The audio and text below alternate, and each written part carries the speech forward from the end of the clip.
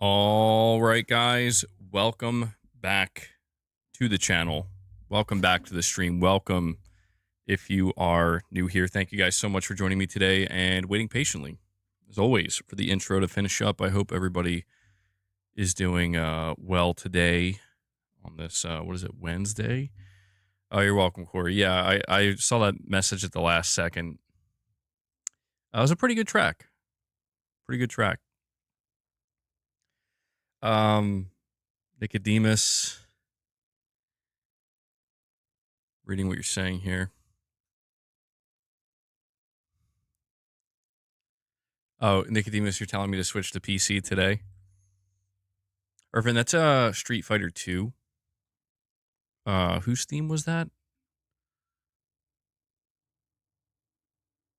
And Corey comes in. He requests, he receives, and then he drops 5 membership gifts for you guys before we can even go over the topics that we're going to discuss today. Corey, thank you so much for that, buddy. Thank you for getting what'll hopefully be a member train started once again. Yeah, appreciate all the support you guys have been showing on the channel recently. It's greatly appreciated. You guys keep this thing going. So, Corey, thank you, buddy. I'm no hero. Never was. Boss, don't Never will be.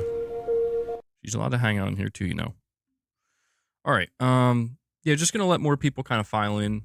Give it a couple minutes. We have some interesting topics to go over and talk about. Jake, you're saying Hideo Kojima met Bill Skarsgård for something? Oh, interesting.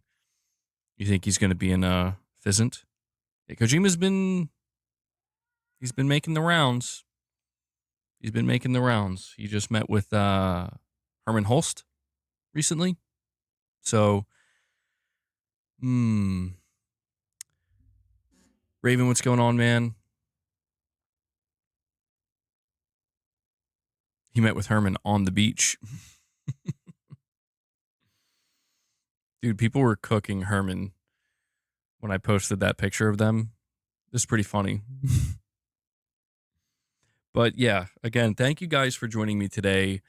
We're going to be talking about some interesting topics today. One of the topics we're going to be discussing is the big update that Sony just announced for the PlayStation Portal. This is by far the biggest update that Sony's put out for the PlayStation Portal. It's very significant. And I think what is most interesting about this update is it makes it so that if you don't, for some reason, don't want to buy a PlayStation 5, but want a handheld that streams, and that you want that to be your only access point to the PlayStation Store and PlayStation games, I guess, you can now do that. Previously, you couldn't. So, very interesting. We're going to talk about that. We're talking about a really interesting leak that has caused quite the commotion, I guess you could say, on Twitter anyway, regarding a PS5 PC cross-buy tag that is apparently legitimate, but we don't want to jump to conclusions because I did a little bit more research into it, and it seems as though this is like a coin flip situation where this could be something that Sony's getting ready to announce very soon, or it could be something that is just there on the back end and they're not going to do anything with. It's just there in case for some reason, it happens from time to time. But we're going to talk about that as well, the implications of that.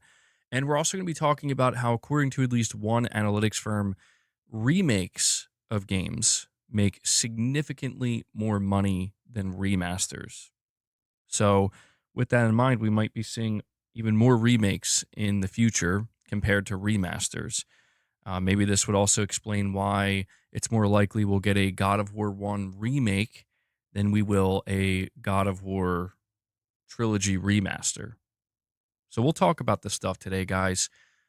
Astrobot, you're saying remakes are significantly better than remasters? I agree.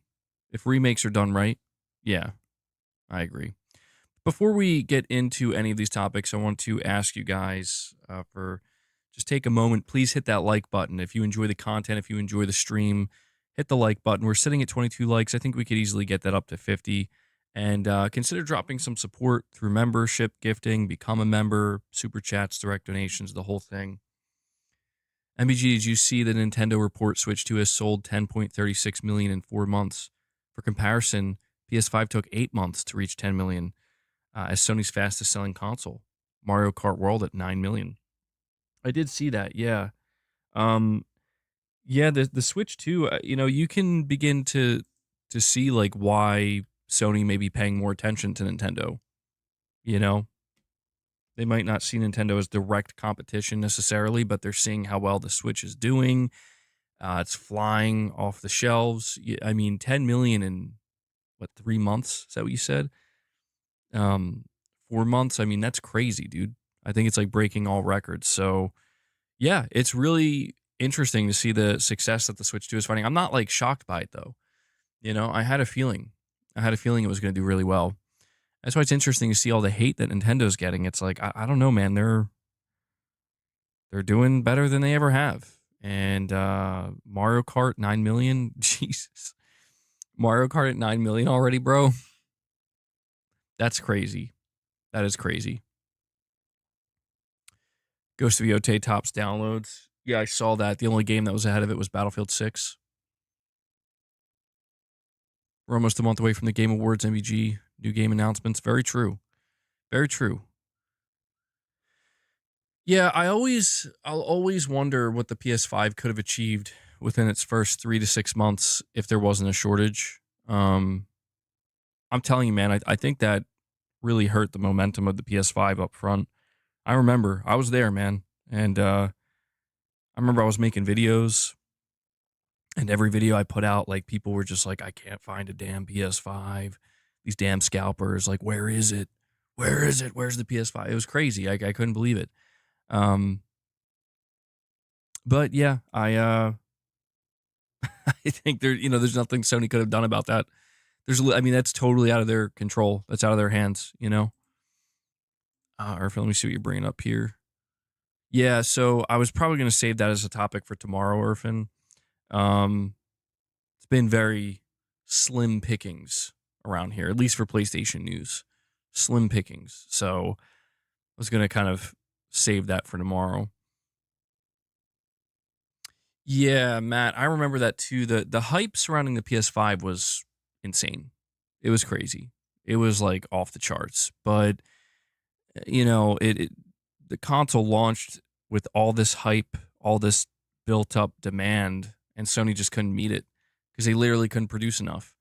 I think this is why the biggest giveaway to me that Sony really hit a brick wall with the PS5 and COVID and the shortage. The biggest giveaway to me was when they abruptly announced that Gran Turismo 7 was going to be on PS4 as well. That was crazy to me. Like they announced that as a PS5 exclusive, is supposed to be one of the biggest system sellers. It was at the reveal event of the PS5, and just out of nowhere, they were like, it's PS4. With Horizon, they were like, you didn't know if it was PS5 only, but with Gran Turismo 7, it was like in your face, like PS5 exclusive. Okay, I guess Luna's going to be the one waiting for treats today. It's all good. Luna, I really appreciate you using the cat tower. Just please don't scratch the poster. Yeah, just don't scratch the poster, okay? This cross-buy situation is very interesting. Yeah, we'll talk about that. We'll probably start with that topic, honestly. Because I think that's the more. It's not that it's the more interesting one, but it's the more. It's what's unknown. It's got some mystery behind it. But the update to the PS Portal is pretty massive as well. When does the new update for the PlayStation Portal come out? Apparently, it's coming today at some point. Let me see if I can find a specific time. Looks like it's going to be November 5th at 6 p.m. Pacific time. 6 p.m. Pacific time. So later today. Nicodemus, you're saying, MBG, I was deeply saddened to see that you missed my milestone chat on Sunday stream. Did I, Nicodemus? I apologize for that, man. I normally don't miss stuff like that. If you want, if you're able to, why don't you type in the chat what you put in that milestone if it's still relevant, and I'll read it here. I apologize for that, man. My bad. Mr. B, you're saying you might have to get a portal. Well, good. I'm glad to hear that, Nicodemus. I mean, I was thinking about getting a portal as well, although I don't know how much I would use it for streaming games, but I mean, it would be cool to test out. I'm not gonna lie, it'd be pretty cool to test out. I do. The thing is, though, too, I'm not a PS Plus premium member, so that's a big thing with this update that I think is kind of like, I don't know, man. Maybe this should have been for PlayStation Plus Essential, but I don't know. I mean, if you think about it, if you buy a Portal and a year subscription to PlayStation Plus Premium, that is still cheaper than buying a PS5. Of course, the downside is like you have to stream your games though. But if you're okay with that, I mean that's an option at this point. How can Sony survive if you don't pay for PS Plus Premium? Yeah, Premium has a pretty good library of games. Still cheaper. It is still cheaper than Game Pass, ironically enough. It is still cheaper than that. But yeah, let's start with this situation with the cross buy. So we have a write up from Push Square. There's an original story and then there's an update. The original story says a new mysterious cross buy icon has been data mined on the PS5. The symbol, discovered on the console itself, was first shared by Amethyst on X, who says he believes it has been added since March 2025, while other icons discovered by the user are already in use, such as the Power Saver mode, the cross-buy, and PS5/PC logos have never been seen before. They match Sony's overall design language and therefore are legitimate. It remains to be seen how Sony intends to use these symbols, but our best guess is that it's planning to offer cross-buy between PS5 and PC purchases, a little bit like Xbox's own Play Anywhere strategy. Whether this means Sony is plotting its own PC-based version of the PlayStation Store remains to be seen, although it will be difficult for the company to convince users to move away from Steam. Perhaps it hopes the lure of cross-buy will achieve that. Other theories about the cross-buy icon pertain to Sony's rumored handheld, but we always assumed this would just be a portable SKU capable of playing supported games you already own, so we're not sure why it would need to be labeled as cross-buy per se. Now, they have an update here that came this morning to this article. They say a small update from Dia Labs based on additional investigation confirms the new cross-buy icon is indeed real and was added as recently as June 2025. This is important because it proves it's not legacy code attached to, say, the PS3 and PS Vita, but a new feature that Sony's planning. It also discovered the cross-buy tag in CSS files, further suggesting something is afoot here. Exactly what the tag will be used for still remains speculation, but it's highly likely we'll get an update from PlayStation in the not-too-distant future. But I do want to refer to a post on the official PlayStation 5 Reddit. It says a PS5 and PC cross-buy option has been discovered and verified, but this post has been labeled misleading. Below it, somebody says apparently this is the full preview of some PlayStation exclusive symbols on the PS5. And there's an image here, and it shows 24 plus. There's actually a GTA Plus symbol, which is crazy. I just realized that there's a GTA Plus symbol here. They have a PlayStation Star symbol. They have a bunch of different symbols, and they're all legitimate. They've all been data mined. And the person says, for some reason, the people who initially leaked this have decided to only focus on the cross-buy and the PS5/PC symbols as they appear next to each other. So it's still unconfirmed whether this has any relation to PS5/PC cross-buy or maybe something for the future regarding a PS6 handheld. Dia Labs found the symbol was added around June, which is maybe the time the power saving symbol was added too. So this is a very, very important thing to highlight here, just because we don't know for sure. Like, we have to keep in mind that this stuff that we're looking at, that's data mined, this PS5 PC symbol, is next to a cross buy symbol. It's not, they're not put together. You know what I'm saying? It's important to understand that. It's also important to understand that these are, these are things that are exist on the back end, and we don't know if there's ever, if they're going to do anything with them. Because I'm looking at these images, and again, there's one here for like GTA Plus, which maybe they'll use that soon with GTA 6. Um, there's a bunch of weird stuff here. Yeah, there's a bunch. There's quite a few here, and I don't believe they're using all of these. I don't know if they're ever going to. But still, this is an interesting topic, because, people want to know if this is something that Sony's going to be doing or not. Michael, what's going on, man? Maybe Sony can work the deal Half-Life 3, PS5 exclusive.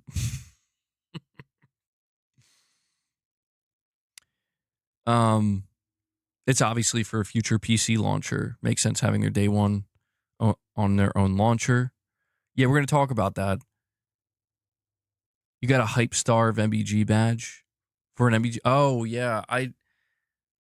What do I do with it? I don't know what you do with it, Michael. I think it's a new thing that YouTube's doing, but I appreciate it because it means you've been hanging out here a lot and supporting.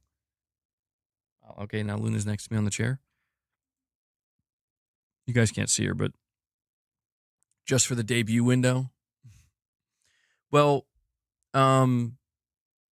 this cross-buy thing with PC, yeah, this has led to a ton of speculation as to what this could mean. And at least if you go based off of Twitter, which is the worst place to go based off of, but that's the first place I saw reactions, people are just immediately being toxic about it.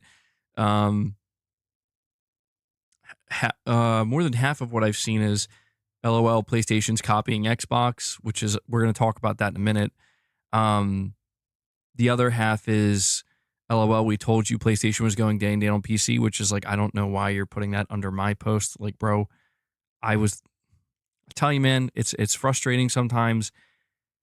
It's frustrating being the person that was here in June saying Sony should launch Death Stranding 2 day one on PC. I said that. I said that numerous times. It's frustrating being that person and then still seeing the ire of people, throwing shade at me or throwing snark. Like, bro, come on, man. Like me? Like, really, me? Why me? Why me? Poor K. But I've seen a lot of that, and I've also seen a lot of people saying that this is an indication that Sony will, be fully embracing PC very soon. And I want to also, hold on.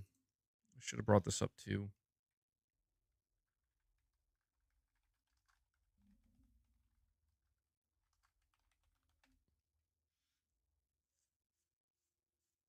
All right. So there's a few things to go over here. All right.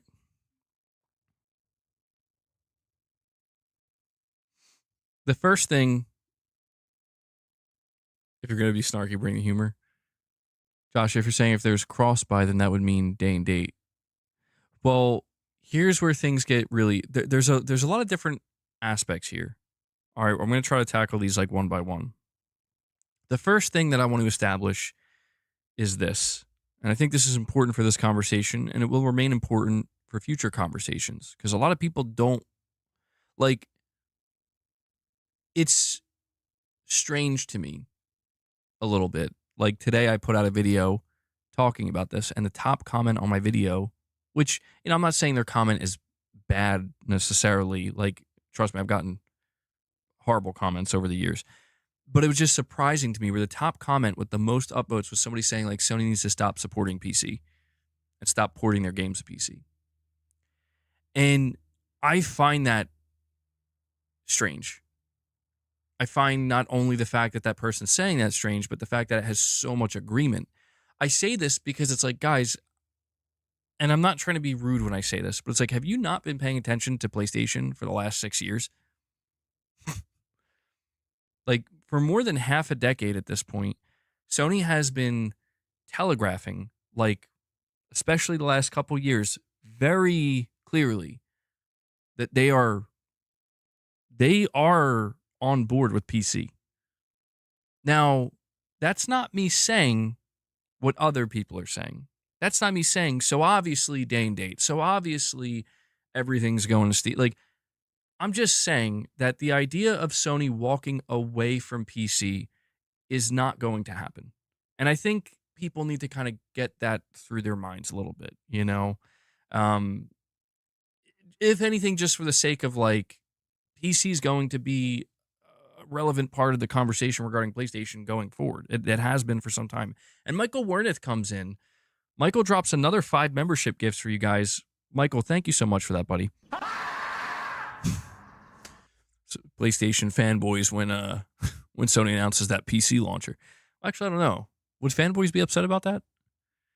But Michael, thank you so much for 5 more member gifts. I'm going to add that to the goal. We're 1/5 of the way there. We'll see if we can keep it going. W's in the chat for Mr. Werneth. Mr. W gets the W. Thank you, man. But I just want to, I want to establish this first and foremost that like Sony has been embracing PC for many years now, and they've shown no signs of backing off from that. It's not like I think people tend to forget that Sony tried to, well, they didn't try, they did. They put Spider-Man 2 out on PC like 1 year later. Now, apparently it needed more time in the oven. I think they kind of rushed it out a little bit, but they just did that because they're like, yeah, let's do it. And it didn't even do that great, to be honest. It seemed like they did okay. But you also have all of their live service games that they're going to be putting out in the coming years. They're going to be day one on PC. Hell, some of them may even go to Xbox or Switch for all we know. I just think that people need to get over the fact, and it could, because it is a fact at this point, that Sony does not view PC as direct competition. However, and there is a big caveat here, and this is, to me, this is where the conversation truly gets interesting, because we have to now bring in Xbox Magnus. All right. But this means the next Xbox PC for the living room will get PlayStation games day and date. See, Carlos, you're already thinking what I'm thinking. We have to think about Xbox Magnus, because now when we talk about PC, well, when we go into next generation, Xbox is PC. We already see the Xbox PC logo. We have Microsoft out here flat out telling you it's going to be running full Windows, and you're going to have multiple storefronts on it. Steam will be one of them. And you're already seeing a lot of Xbox players talk about how one of the reasons they would decide to buy Magnus is because they'll get Xbox games, they'll get Steam games, and part of getting Steam games is we'll get any PlayStation game that's on there. Now, we need to separate two things here, I think. The first thing is Sony and day and date on PC. We need to separate that from the conversation around Sony putting games on Steam. Okay? The reason why I feel like we have to separate these things is because this is not something that exists yet for their tentpole titles. So therefore, we need to make sure not to have the conversation as if it already does exist. Because if we don't, it's, we're going to start crossing wires and making things sound not what they, we're not going to be talking in reality. I have to say this because there are so many people walking around where they're like, no, they are day and date. It's like they're not. I know we will talk about them actually going day and date, but they're not yet. They're just not.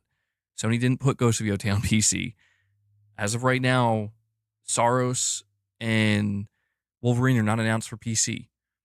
So we have to just keep in mind that even when we look at something like Xbox Magnus, even when we talk about the idea of anybody who chooses to buy that Xbox device through Steam will have access to any game Sony has put on Steam. We need to simultaneously keep in mind that Sony's been putting these games on Steam like years later. 1 year later, 2 years later, three, sometimes four.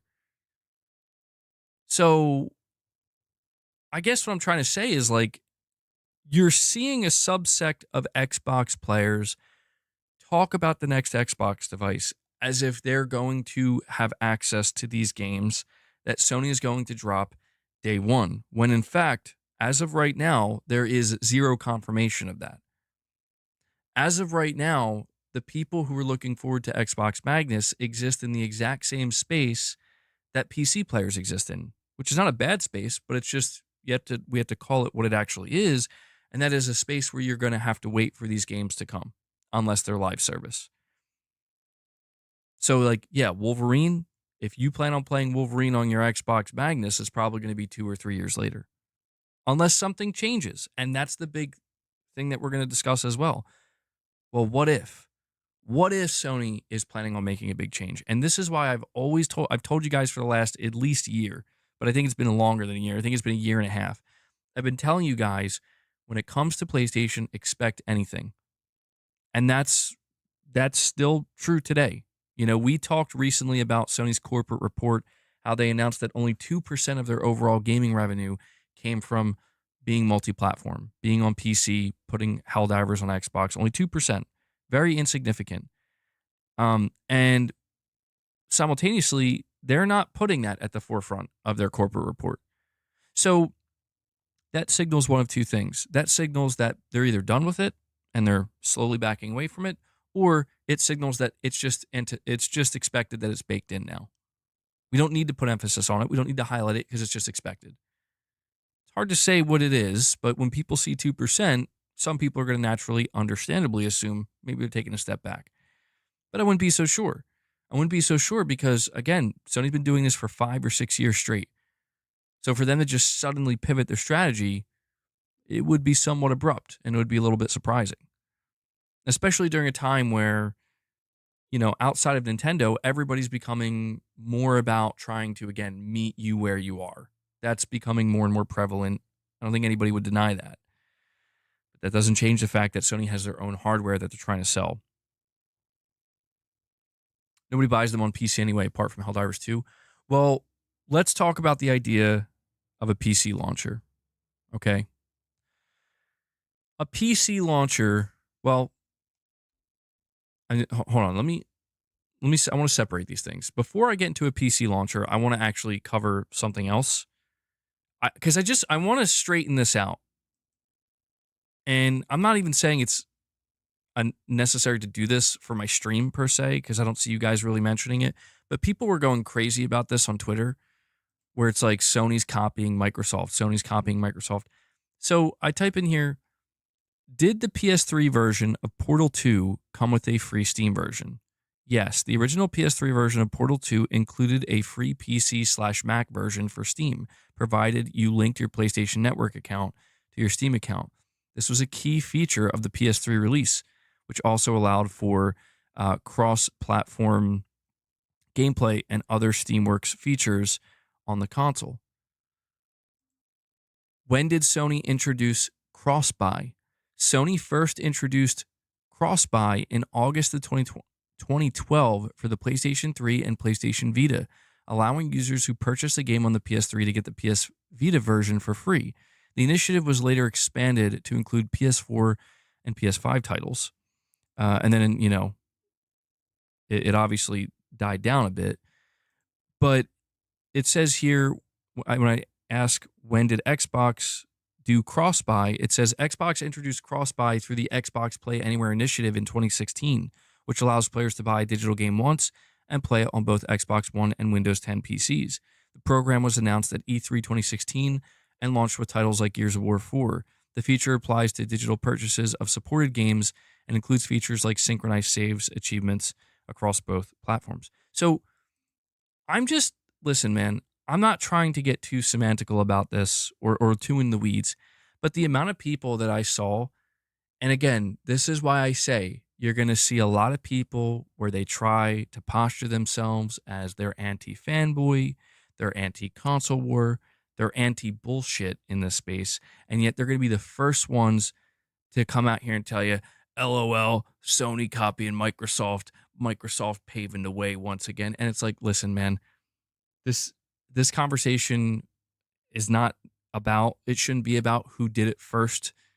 This conversation should be about who's doing it generally and why and what it means for each platform. But if people really feel the need to get that deep in the weeds, and no, I'm not running defense for Sony. I just think listen, I just think if people are going to say things, they need to be educated. Like they need to know what they're talking about.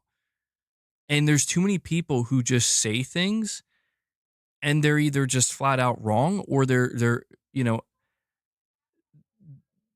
they're flat out wrong or they just are totally unaware of certain facts. And I saw a lot of people, they were pointing out yesterday, like, Sony's been doing this cross-buy thing since the PS3. Now, granted, they relaxed on it a lot recently, but I looked into it and it's like, oh, they like that's actually true. Like they were doing this back during the PS3 era. And it made sense. They have their own handheld. And when you look at why Microsoft introduced it in 2016, I mean, it makes sense. You buy a digital game on the Xbox, you get another copy on Windows 10 PCs. And I think that was only through the Xbox store on Windows. Pretty sure. I don't think it went beyond that. And so, again, man, like it's just for people who are going to run with that. Just keep in mind that this is something that Sony did in the past as well. It's not. We if you want to have a conversation of like who's doing it better, who will do it better. I mean, that to me that's the more interesting conversation. And right now, obviously, Microsoft is doing it better with Play Anywhere because they've been doing it. They've been pushing it hard since 2016, even more so now recently.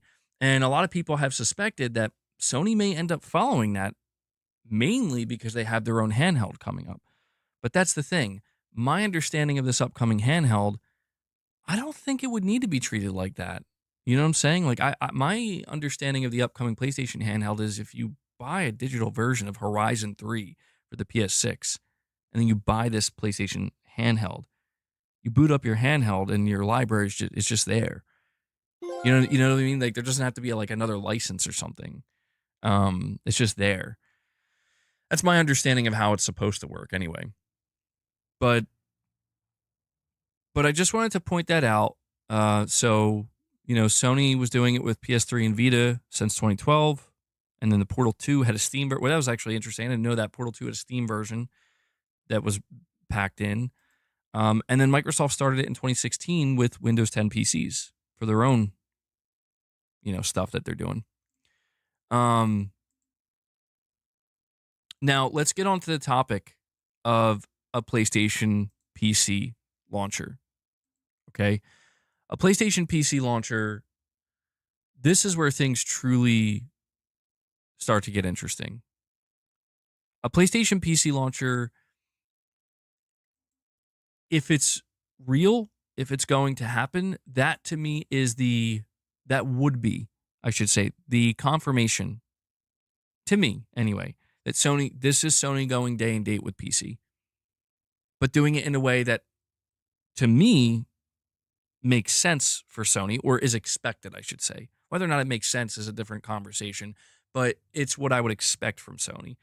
Now, it says, while nothing has been officially confirmed, evidence suggests that Sony is developing a PlayStation PC launcher, as data miners have found new icons and references to a PlayStation PC launcher in game files and a potential PS5 PC cross-buy feature. This would be similar to the Epic Game Store and could allow players to access their PlayStation PC games through a dedicated launcher.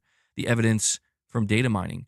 Data miners have discovered icons and references to a PlayStation PC launcher within the files of PC versions of PlayStation games like Spider-Man Remastered. And it references the latest leak that we got. But I also want to point out, and this is something that the overview is not showing, previously, I think it was maybe like 2 years ago, maybe about 2 years ago on this channel, we were covering job listings. There were job listings that Sony put up where they made it clear they were looking for developers and engineers to basically come up with a PC launcher. Um, and if I'm not mistaken, I think it was also through the Insomniac hack that there seemed to be some references towards them going in that direction. So, considering those job listings were multiple years ago, I think it would be safe to say that if it wasn't canceled and if it wasn't something that they started and were like, never mind, and they just pulled back on it, if they went through with it, it would be safe to say that they've made substantial progress and they're probably getting close to being ready to do something, right? Because it's been numerous years. I'm thinking that if Sony does go truly all in with PC in the way that a lot of people have been waiting for, which is we get to a point where games like Intergalactic in the future, Horizon 3, Venom, all this stuff, the next God of War, they're going to be day one on PC. I think this is how Sony would do it.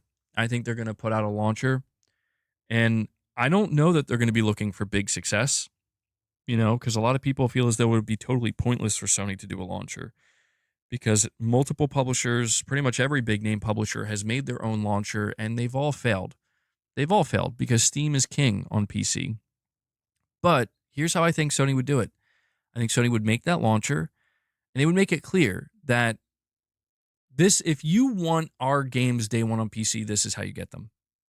If you don't, that's okay. We will still put them on Steam, but later on, just like we do right now.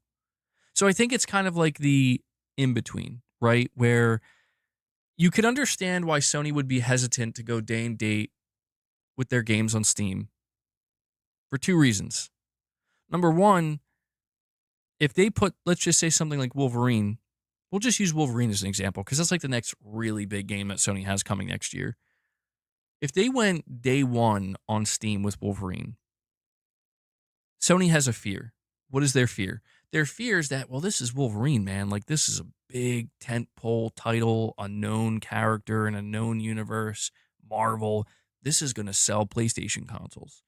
So if we put it day one on Steam, is that going to dissuade people from potentially going out and buying a PlayStation? Is this going to hurt our console sales? They don't know the answer to that. That's the problem. They don't know. The only way they can get an answer to that is just by doing it. But that's the thing. Once you rip the Band-Aid off, you rip the Band-Aid off. If you go day one on Steam with a tentpole title, there's no going back. You've set the precedent now. So that's why Sony would be afraid to do it. However, Sony, from their perspective, if they put out a PC launcher, they say, okay, well, we know we're not going to get everybody over to the PC launcher, but this is kind of that in between, right? It's that stopgap where we don't expect Steam PC players who are, still there, haven't bought a PlayStation. We don't expect you to go out and buy a PlayStation because we know you're not going to. We know you're not going to. So we're not even going to try. However, how do you feel if we give you access to our game, but you just have to play it through our launcher? You're still not going to win every PC player over, but you're going to get more. You're going to get more PC players that way.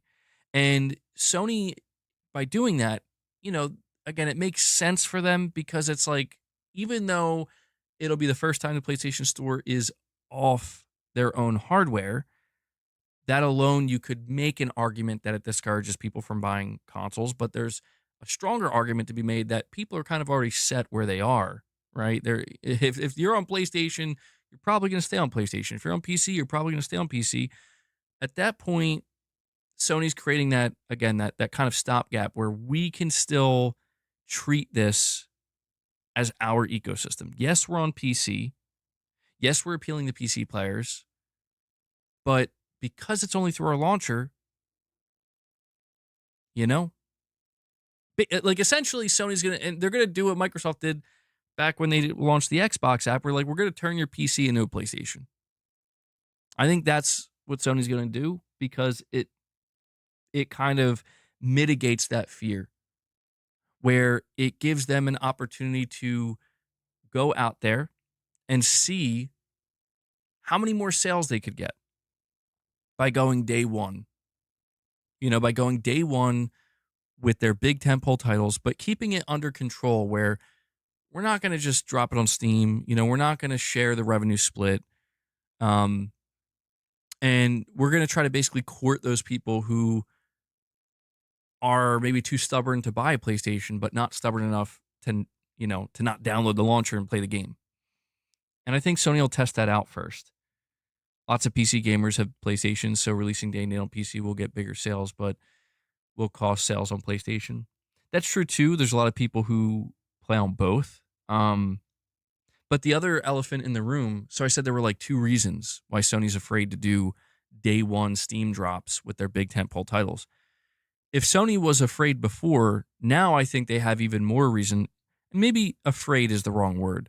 Hesitant, concerned, unsure, whatever. Maybe these are terms that make more sense. The second reason is if they were afraid before, concerned before, now with Xbox Magnus coming in, with Steam available on it, I think that essentially ensures Sony's not going to do it. Because think about it. Again, if we go with Wolverine, well, Wolverine doesn't actually make sense because that's a 2026 game. Let's go with Intergalactic. All right. Let's just say Intergalactic is going to be the first game to drop day one on PC. Okay.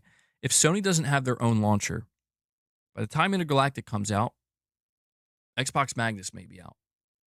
And if they drop that game day one on Steam, you will be able to, it's not going to be cheap, but you will be able to say, I'm going to buy this Xbox console hybrid PC and I'm going to be able to play Intergalactic day one on it. Now, sure, none of the money's going to Microsoft except maybe the whatever profit they can make off of a hardware sale. Outside of that, if you're buying Intergalactic day one on Steam on Xbox Magnus, all that money's going to Steam and Sony. Microsoft gets approximately $0, or exactly, not approximately, exactly $0. However, I think from Sony's perspective, that's still a problem because it's like, okay, sure, we're getting the lion's share of the money. We're getting 70%. Steam's getting 30% because that's the storefront that they'll buy it from. But what about the public perception? And that's the bigger deal.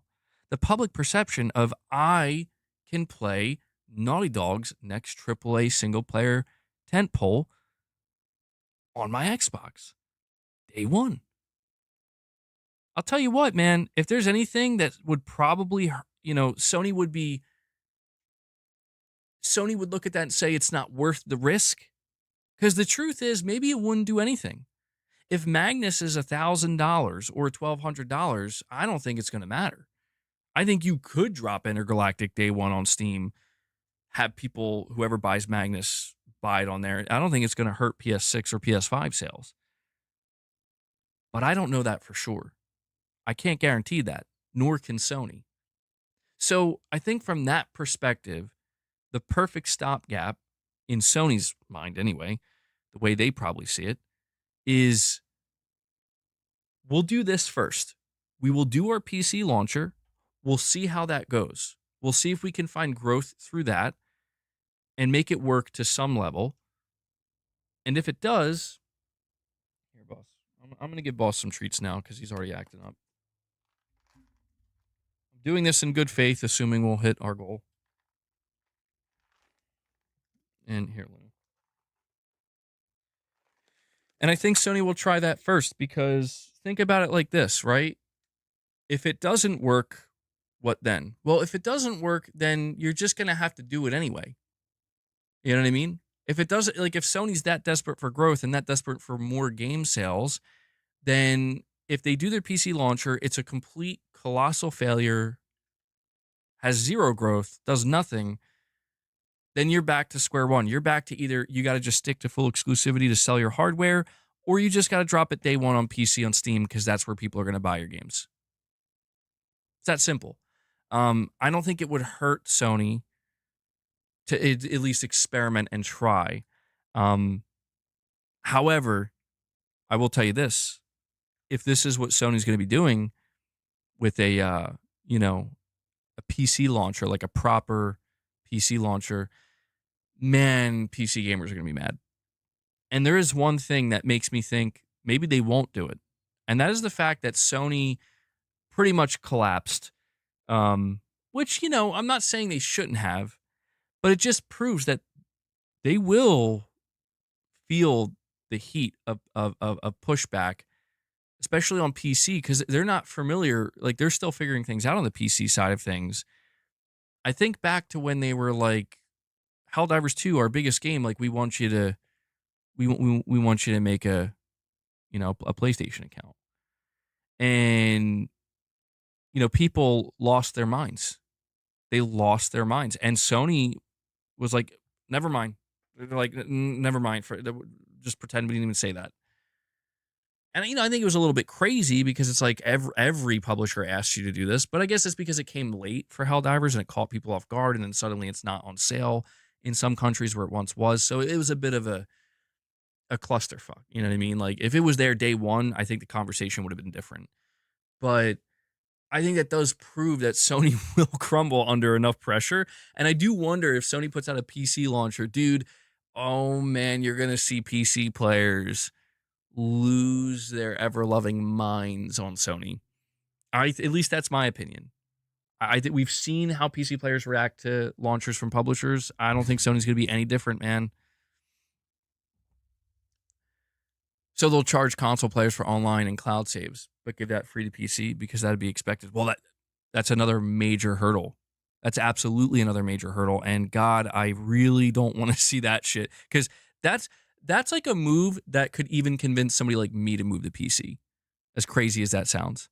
Like, I'm not a PC player, but if Sony was like, if you install the PlayStation launcher, it'll give you access to your library and the PlayStation Store and every game you bought and future releases. Plus, you don't have to pay for online. I don't know. Like, I'm not saying I would for sure, but it would make me hesitate and think, huh. And yeah, I don't know how Sony would plan to navigate that. It's hilarious how PC people want Steam to be a monopoly. Well, they want that because Steam's still privately owned, So with that, Steam probably won't do anything shitty, but if that ever changes in the future, that could be a major problem. Boss manipulating you into giving him snacks early. I know, dude. I know. And Devil Sure, you're saying funny how Sony listens to PC players very fast and ignores PlayStation players. Well, I don't think they're ignoring PlayStation players. If you think about what PlayStation players, well, yeah, you know what? They are ignoring a certain group of PlayStation players who are like, Sony, can you go back to your classic games? And they're just like, like, get out of here. Like, we're not going back to Killzone. Leave us alone. Halo, we'll take Halo though. Come on, Microsoft, get over here, Master Chief. Killzone, oh God. Dude, Guerrilla Games looks at Killzone in disgust. How sad is that? Herman Hulst just looks at Guerrilla Games. It's like that Homelander meme where he's like, oh God, Kane Z7 says, I just wish we here in Brazil had PlayStation Plus premium streaming capabilities. Would buy a PlayStation Portal in a heartbeat. Yeah, I saw some Brazilian PlayStation players talking about how they're very disappointed that it's not available there. That sucks. Maybe eventually they'll figure it out. Steam is very consumer friendly. That's what it does better than Epic, Microsoft, and other storefronts. Well, that's the thing, man. I don't know that Sony, if they did their own launcher on PC, I don't know that it would be meant to necessarily take on Steam as much as, again, kind of be that stopgap. Because I think Sony would still put their games on Steam. I just think they would be delayed. It'd be like timed exclusivity for their launcher. However, what you brought up about like free multiplayer and stuff like that, yeah, that's going to be a problem. That's going to be a major problem where or maybe it won't be. Maybe it won't be. I'm overthinking it because you know what? That already exists. And you know what? I already gave Sony their answer, right? So this is why it's funny, because it's like, wait, who am I to say? We're like, Helldivers exists right now on PlayStation 5 and PC, and I played it on PS5. And yes, I pay for PlayStation Plus. At any time, at any moment, I could have left and went to PC to play Helldivers 2. I didn't. Nor did millions of other players on PlayStation 5. So, yeah, I guess that kind of gives them their answer, right? And we have Wabu Dude, a member for 13 months, saying, I get the feeling Sony might follow Microsoft's lead, just rip the band-aid off and make their move, regardless of what fans or PC gamers think. When you say that, Wabu Dude, are you talking about like Sony going full multi-plat? Like just really just saying, screw it, we're going all out? We're putting it all out there? MPG, have you seen the It Happens on PlayStation in places like Spain and Australia? I did. I saw some of those pictures. I think it's kind of silly that Sony does that. I don't know why they do that. Like, it feels like it's just totally unnecessary. It's like very expensive, very elaborate, very lavish, over the top. But I guess it's kind of cool from a certain angle, a certain perspective. You're saying they won't go full multi-plat for at least another gen. Well, again, we do have to keep in mind that this is all of this speculation is based on, it's not just based on this logo that we found, the cross-buy and the PS5 PC. It's not just that. It's years of Sony seemingly building up to this. That's important to understand. You know, it's the years of Sony telegraphing and signaling that, you know, they're looking more and more at PC as a growth vector. You know, even they put Helldivers on Xbox, man. They put Lego Horizon on Switch. Sony has gotten very experimental in ways that, again, seem just totally like, whoa, Sony would never do that, right? And then boom, here they are. They're doing it. Now we're talking, they did it. But it's all, I do keep in mind that 2%, man. The worst thing that Sony could find out, you ready for this? The worst thing that Sony could find out at the end of the day, and this is also a fear for Microsoft as well, but Microsoft is in the process of they're going to find out. Like, they're doing it and they're going to find out. But the worst fear for Sony is being under this delusion that, you know, our games are hitting ceilings of like 10 million, 12 million, 15 million. You know, we're talking about like their best performing games. Maybe even like 20 million in some cases. We're hitting this ceiling though, and we can't seem to go past that. The delusion would be, I'm not saying it is a delusion, but it would if it turned out this way. Yes. We just simply have to put it out there. We have to put it in more places. That's what it is. If we do that, we're going to go from 10 million to 20 million. We're going to go from 15 million to 30 million. We're going to go from 20 million to 35 or 40 million. Just to find out that, no, you're not. You're going to go from 10 million to 13 million. You're going to go from 15 million to 18 million. You're going to go from 20 million to 24 million. You know, that would be, I think, somewhat like, that's why I pay attention to that 2% from Sony's corporate report, because it makes sense, especially when you're beholden to shareholders, where it's like, if you want more growth, you got to try to go out there and see who's going to buy your stuff. If you don't offer it to them, how could you ever expect them to buy it? But then when you start to experiment, you go here, you go there. Like, to me, the most shocking one had to have been Spider-Man 2. To me, that was the sign that, oh, Sony, I don't think your games are as desirable outside of PlayStation as you thought. Even what I would have thought. Because when I saw that Spider-Man 2 was going to PC, like literally 1 year later, I'm like, that's going to do big numbers. That's the fastest exclusive to PC from Sony for a big, I mean, it's their big game, Spider-Man 2, man. I thought it was going to like do massive numbers, and it seemingly just was like, meh. I think it sold like maybe 2 million, maybe 3. I don't, maybe that might be too high. It just, the concurrent player count was like, oh, well, that's not that great. Like, that's not what I would have expected. And the port was bad. The port was bad. Maybe that really had a detrimental effect. Maybe that's where Sony shit the bed. But then The Last of Us Part 2 came out as well. And it did like a similar thing where it's just like, now I know that's much later, but it's like, it just was like, it's okay. It's doing worse than The Last of Us 1. Like,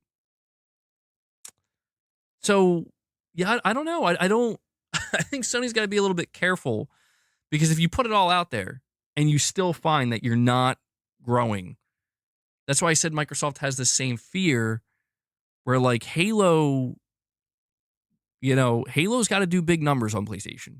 It's like Halo's got to make its comeback on PlayStation, dude. And we're going to find out. We're going to find out if Halo can find new life on PlayStation or if when Halo drops on PlayStation, people are just like, we've been over this for like 10 years now. Like it was over after Reach, you know what I mean? Or something like that. And Wabu Dude with a super chat says, I was mainly referring to Sony launching its own PC launcher. Sure, people being outraged at first, but eventually I think most will cave and play PlayStation games there. FOMO is a powerful thing. That's interesting. I mean, I guess it depends. Like, Sony could go in a different direction. Sony could say, now that we have our PC launcher, we're not putting our games on Steam. Now, that would be, if Sony did that, that would be and when I say we're not putting our games on Steam, I mean like ever. Like, they're not timed, nothing. You buy PlayStation games through PlayStation, through PS5, through the PlayStation handheld, through our, the PlayStation Store website, or through the PC launcher. That's where you buy PlayStation games. I mean, Sony could do that. I don't know. That might be more likely, though, man. You think that'd be an incredibly dumb move? It depends on. Like, to me, it depends on where they see. I don't know. I mean, I guess like if you're Sony, you could just go out. You could start that way. Like it wouldn't hurt to just start out in that strong, like we're not moving type of posture, and stance. And then if they do it and everybody's like, bro, that's stupid. We don't care. Whatever. We're just going to go. We're going to ignore you now. Sony will be like, well, wait, hold on. Actually, wait, we could work something out, like, but if Sony postures themselves that way and they come out in that strong stance and then it works, then it works. To whereas I guess what I'm saying is no, I don't mean Sony would remove the games that are on Steam as well. I think Sony would treat it like a fresh start. So like, let's say Sony does have a PC launcher. Let's say that PC launcher is going to launch alongside the PS6 and the PlayStation 6 handheld. It's going to kind of be like a new initiative or like a fresh start, so to speak, where now you can access PlayStation like from this point going forward, right? It's a new generation PS6. PS6 games will be day one on PC. They'll be on PS5 if they're cross-gen, but they'll only be on PC through the launcher. And going forward, every game that we launch, so like any game that's available now, like Horizon, Ghost of Tsushima, stuff like that, they're not going to go back and remove them. You know what I mean? They're going to leave them there. But I could see Sony taking that type of approach where it's like a trade-off. It's like, okay, so we listened, we're caving, we're giving you day one games on PC, but it's only going to be through us. But I don't know. These are things that I don't even know Sony's fully sure of. These are decisions that Hideaki Nishino, the president of Sony Interactive Entertainment, he has to make right now. And truthfully, I don't know enough about him. I haven't heard enough interviews with him. He's very quiet. Like he hasn't talked much. In any interview that Sony's done, I should say Hideaki Nishino and Herman Hulst, the interviews they've done for the past 2 years are so by the book, and they're so, careful with the way they word things that you can't really, you know what I mean? Like, you can't really pull anything from it. And even when I look at the data, you know, the data again, I lean more towards that 2%. I keep leaning towards that because think of it. I want to ask you this question. I'm going to ask you this question right now. All right. If you were in charge of PlayStation right now and you were looking over the numbers and you saw, okay, it's like you're sitting down, you got all of you got like, your your lackeys. They're presenting it all to you, right? In your big executive armchair, and they're showing you like, sir, we've achieved a new record high for revenue in gaming, the highest in the history of any company in gaming, $31 billion. Profits are good, could be better, but we're breaking records nonetheless, right? And then you say, okay, show me the breakdown. I want to know where that money's coming from. And you see the pie chart and you see that small little sliver, that really tiny one. It's 2%. And you're like, well, what's that? That's like the smallest amount of money we've made, you know, out of everything. What is that? And it's like, oh, that's our multi-platform stuff. So every game we put on Steam, any game we put on Switch, any game we put on Xbox, that's what that is. And you have that data. Like, do you look at that and say, wow, that's actually really awful? So we're potentially sacrificing PS5 sales and also, uh, public perception, fan perception, loyalist perception, loyal fans, their perception. We're sacrificing all that for 2%. Would you look at it like that? Or would you say 2%, that's a start? How do we get it to 10% without it eating into something else? I don't know. Like that's kind of the big question when it comes to Sony, where I think it really just comes down to what type of I think it comes down to Hideaki Nishino and how he views PlayStation. Hideaki Nishino, he's not that old. I think he's in like his early 40s, and he's been working at Sony since like 2002. And so he's not necessarily part of the old guard per se, right? Where like he wasn't there at the very beginning, like Sean Layden, like Shuhei Yoshida, like Jim Ryan. So he may have a different view. He's again, because he's younger, he may be of the mindset that like we need, now we need to do something totally different. Or I don't know, maybe he is more like I mean, I was gonna say he's more like a fan, but I mean, he's a business executive, but I don't know. Like maybe he views exclusivity very differently, where he thinks exclusivity is like way more important than the way other executives at Sony have been treating it recently. Maybe he views that 2% and says that's not worth it at all, or maybe he views that 2% and says that's a start. I don't know. I have no idea which way he leans.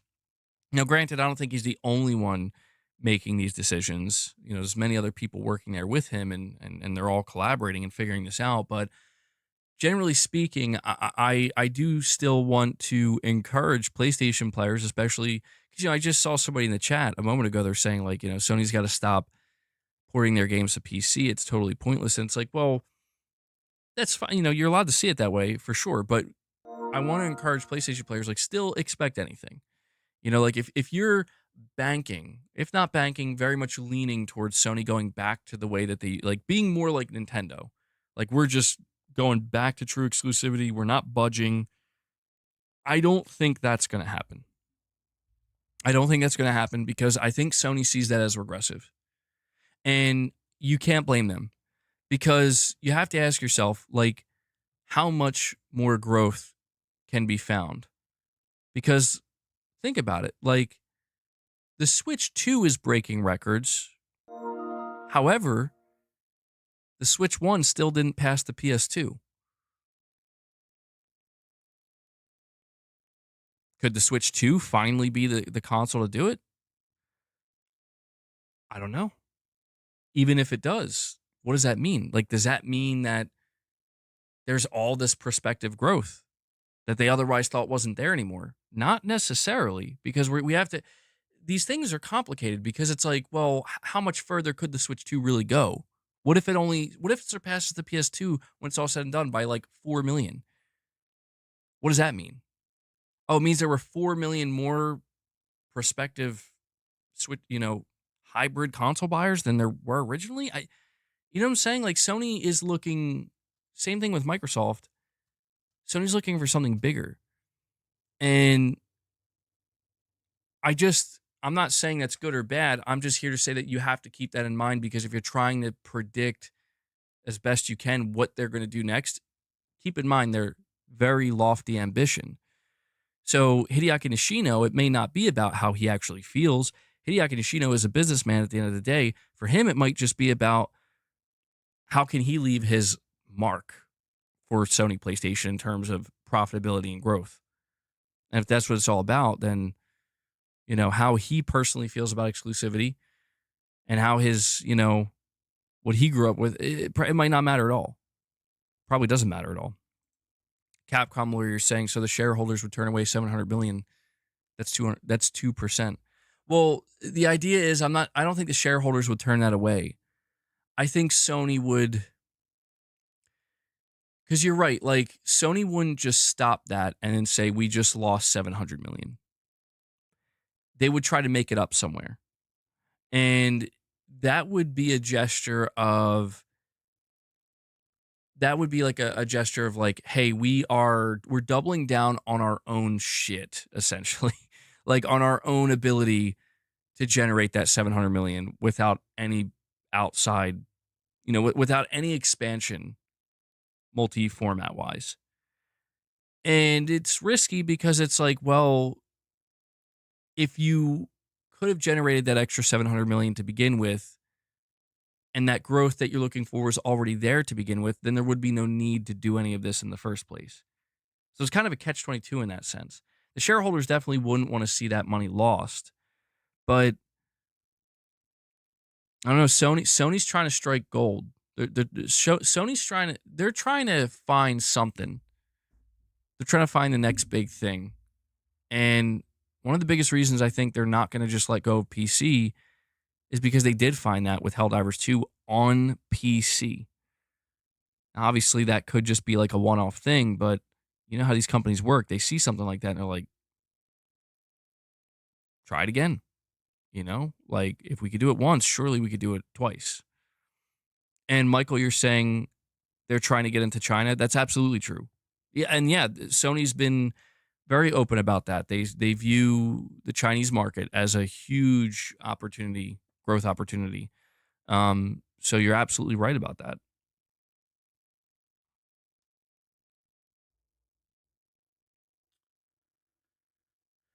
Um, Helldivers 2 is still dominating the Steam charts. Hmm. Well, what do you think would have happened with Helldivers 2 if it launched on Sony's PC launcher and it didn't launch on Steam? I mean, that to me, that the answer to that question is I don't know the answer for sure, but I think most people would probably say it wouldn't have achieved the success that it did. Right? Like I think it being on Steam day one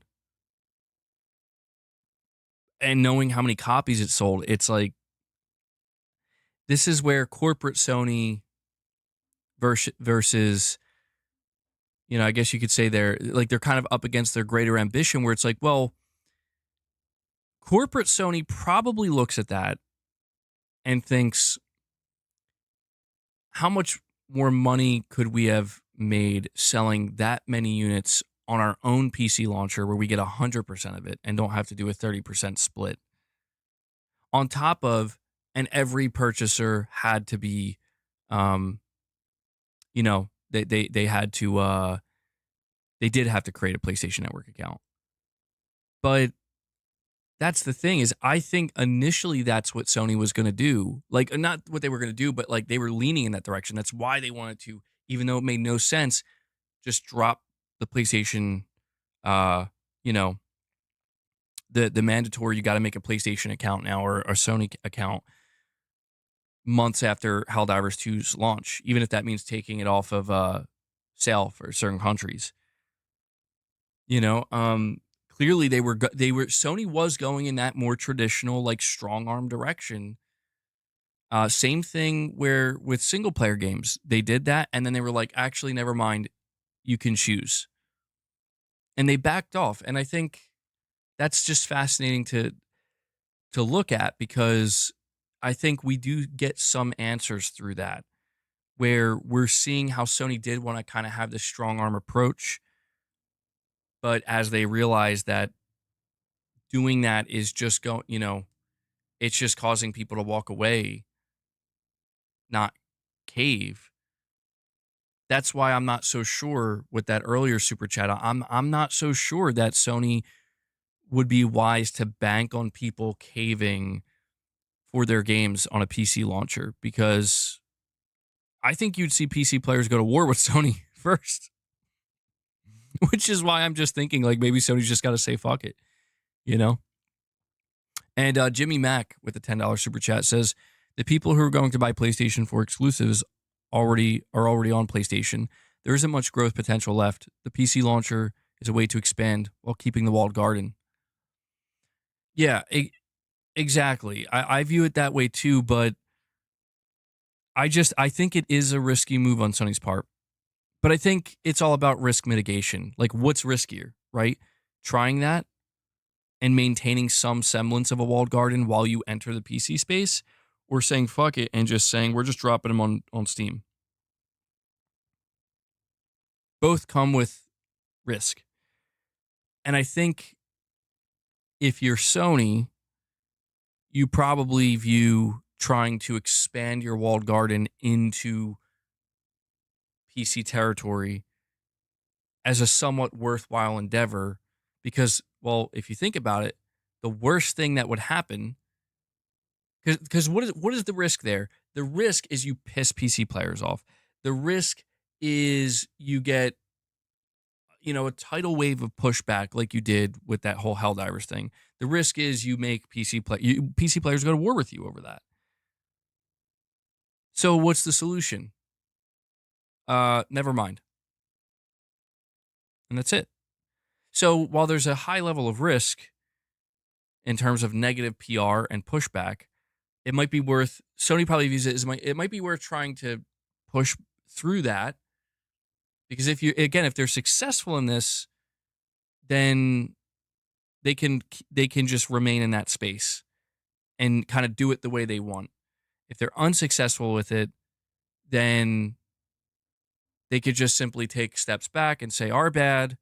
We're new and dumb with this. We're gonna listen to what you're saying now, and yeah, you know what? We're gonna have the PC launcher. Like, look, I haven't paid close attention to all these other launchers. I haven't paid close attention to them. Hasn't this happened numerous times?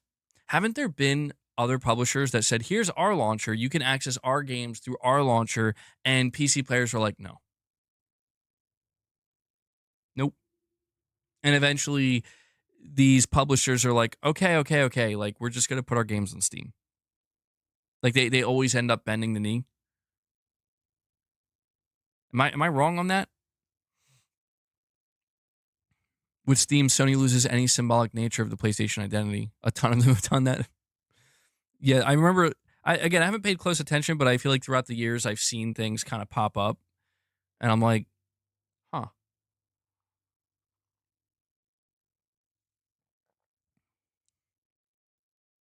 Why would that matter compared to money?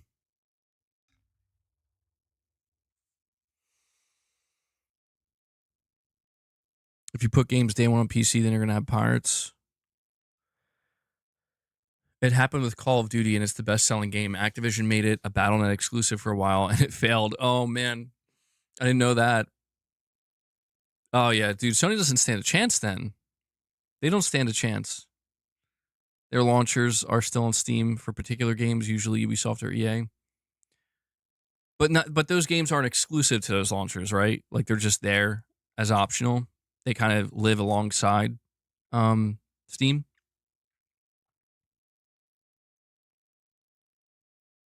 Yeah, Sony's in a tough position, man. They're in a tough position. I think this is part of the reason why Microsoft is so okay doing what they're doing with Xbox Magnus, because I think Microsoft sees the position that Sony's in. And it's not, I don't think Microsoft looks at it as like squirm Sony. I don't think it's like that. But I just think it's that they understand that Sony is going to have to make certain decisions that come with a certain level of risk that,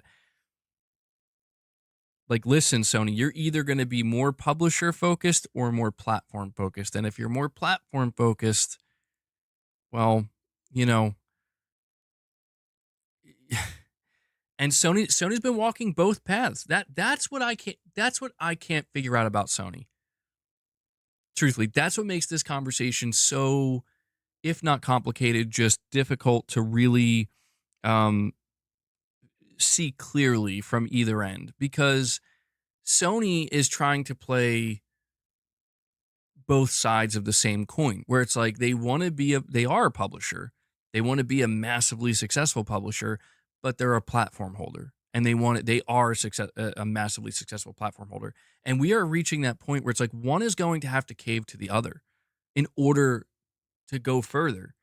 And the question is which one do you start kind of sacrificing first? Which one do you start kind of changing and manipulating heavily first? I think that's the question we still don't have an answer to, because it's like, well, when you see Sony putting a game like Helldivers 2 on Xbox, when during the whole time when like Xbox is on their way out, I mean, that, to me, that feels like, well, there's our answer. Like Sony's really going to start sacrificing the publishing side and leaning much more into that, the publishing side than the platform side. But I'm like, that's kind of crazy though, because the platform itself is where you make the overwhelming bulk of your money. Or maybe that's exactly why they're going to do that first. Capcom lawyer saying, sadly, gamers are the platforms of the future. Or, sorry, sadly, games are the platforms of the future. Yes, that is true. And that's another problem. That's another future problem that Sony's going to run into. That's where you could make an argument that Microsoft is ahead of the curve to a degree, where, well, it depends, right? Because when we talk about the platforms of the future, I mean, when I look at PlayStation, like, they're making record revenue on their platform, and the majority of it is through these platform games. Call of Duty's a platform, Roblox is a platform, Fortnite's a platform. And Sony wants nothing more than to have their own platform game. I don't think Helldivers 2 is that. Helldivers 2 is not a platform game. It's a live service game that'll succeed for many years, but it's not going to evolve into its own platform. It's very rare that that's like the next level of evolution for a game, where there's multiplayer, there's live service, but then the final evolutionary form, if we're looking at games like Pokemon, is a platform game. If your game evolves to a platform title, you are unstoppable. Like conceivably, I'm not saying they would ever do this, but you could see Epic Games say, we are now selling a console called the Fortnite console, and it's the only way you could access Fortnite. They would sell more consoles than Sony and Microsoft combined. Not saying they would do that. That'd be insanely stupid. But do you understand my point? Like, these platform games they're so monstrous. They eclipse everything. And this is why Sony would Sony is trying to make sure that they're Sony's trying to fight on all fronts.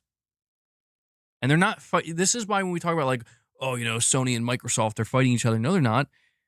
When I say Sony's fighting on all fronts, like, dude, they're fighting on all fronts to see what is the next growth area, because consoles are tapped out, which isn't a bad thing. Like, when I say consoles are tapped out, that doesn't mean they're irrelevant. No, they're very, like, for PlayStation, the console is more relevant than it ever has been. Like, they need that.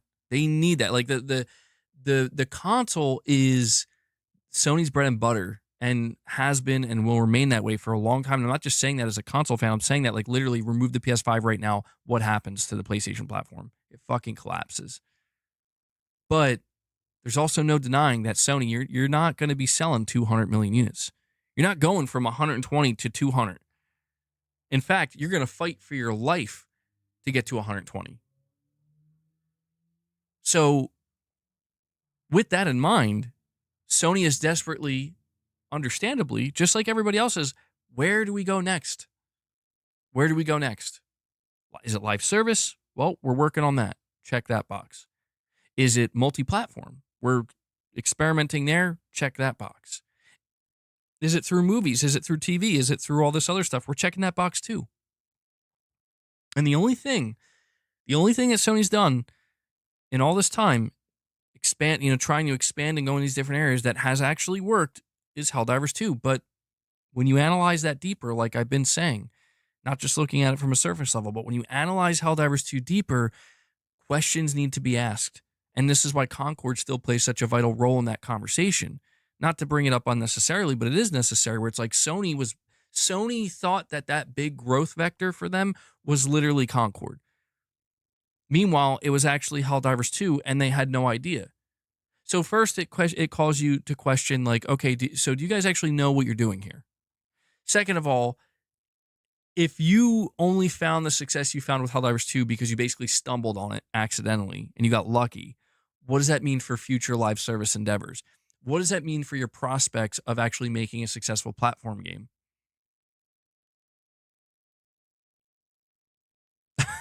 This is why Herman's sweating bullets, all right?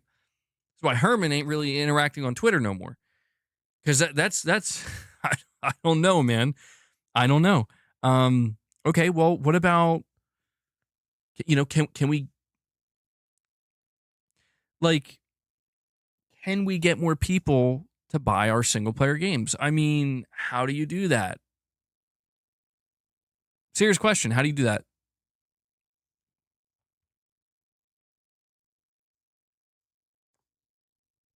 I I don't know. I don't know. PlayStation handheld. Are the movies and the TV shows that Sony's putting out there, is this going to be the next major growth area? Probably not. It's helping. It's not hurting. It's helping mostly. And it's not a bad thing. But it's not, it's not the big mover and shaker, right? Like, and so you think about the idea of something like a PC launcher. Is that going to be the thing that does it? I don't think so.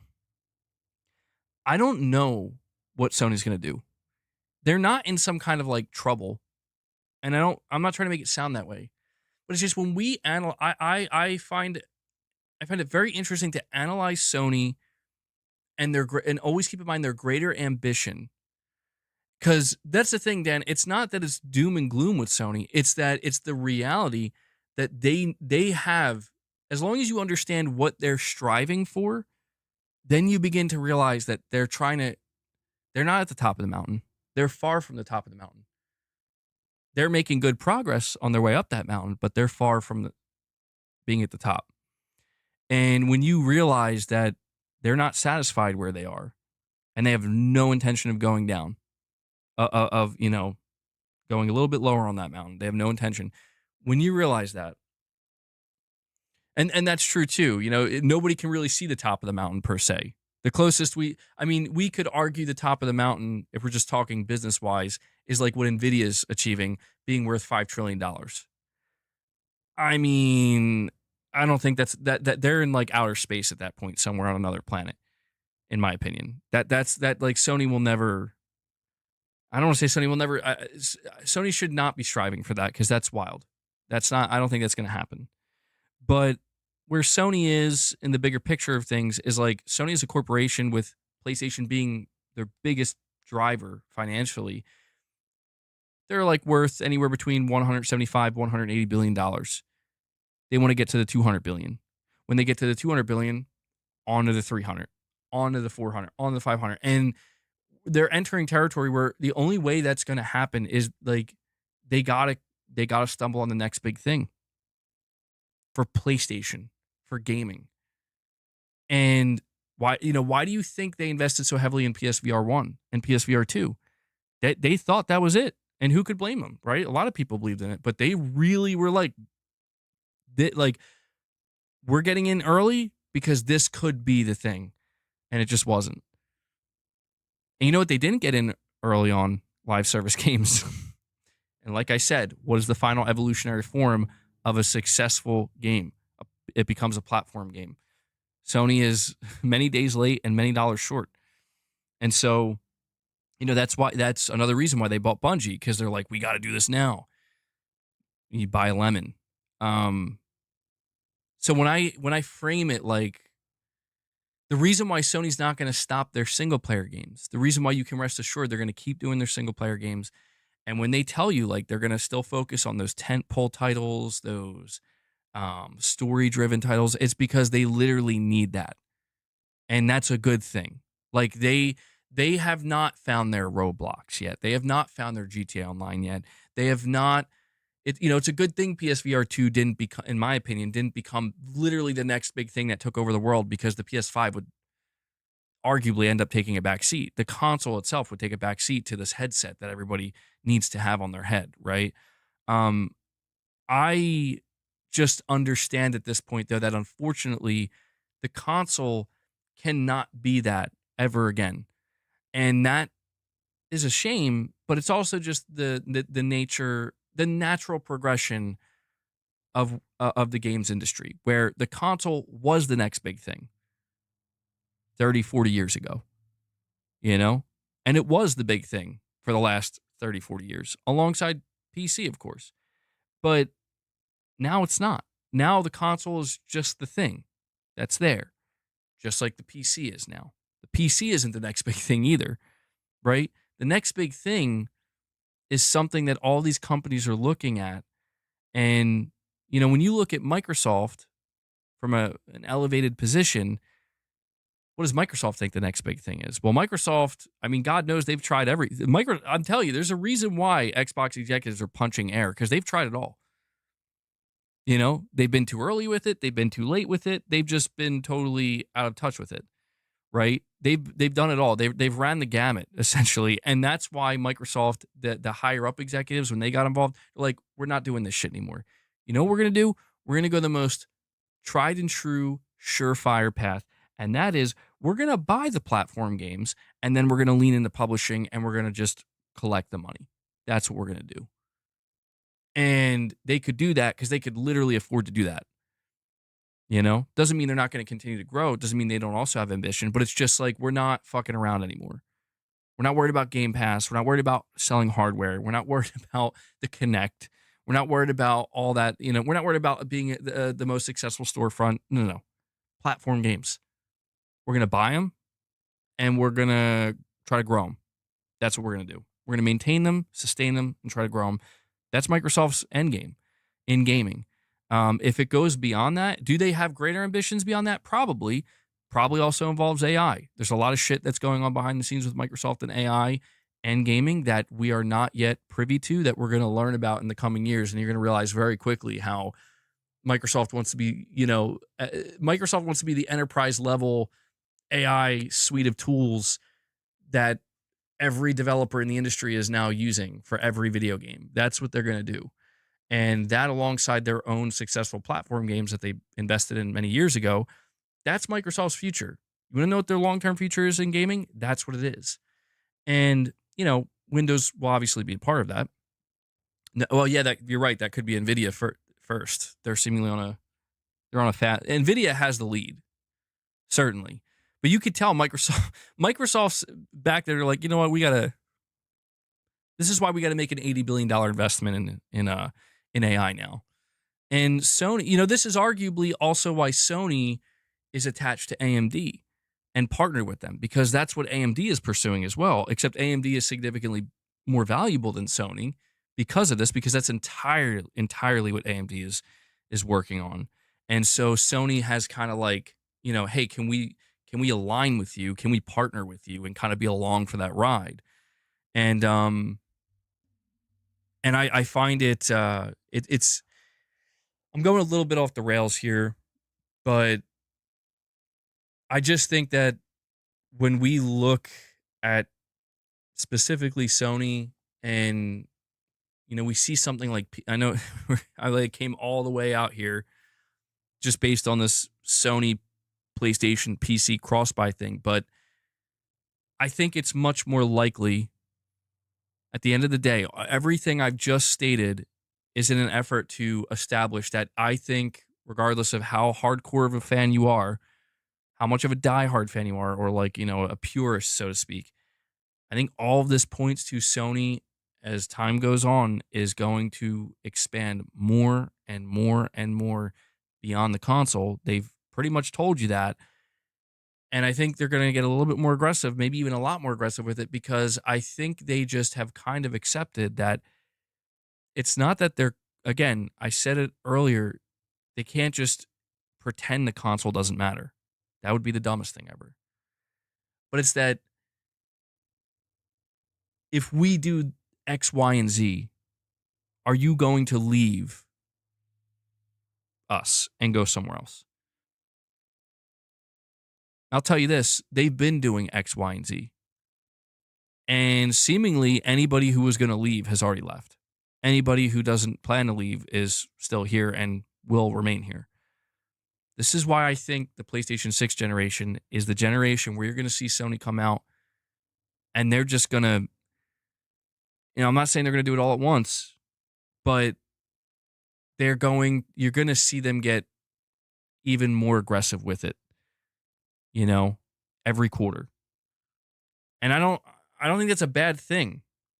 The reason why I don't think it's a bad thing is because I think what you're going to see Sony end up doing is like, listen, man, we really want you to buy a PlayStation. We really want you to just stay in this ecosystem. And we're hoping, and I think this is what they're going to, not just hoping, they're going to be banking on it, that the vast majority of people that we've courted to our ecosystem are not going to leave. It's going to take a lot to get you to leave. Like Mr. B, you're saying day one on PC, I'm out. That's the thing though, man. Like, sure, like Sony knows that, man.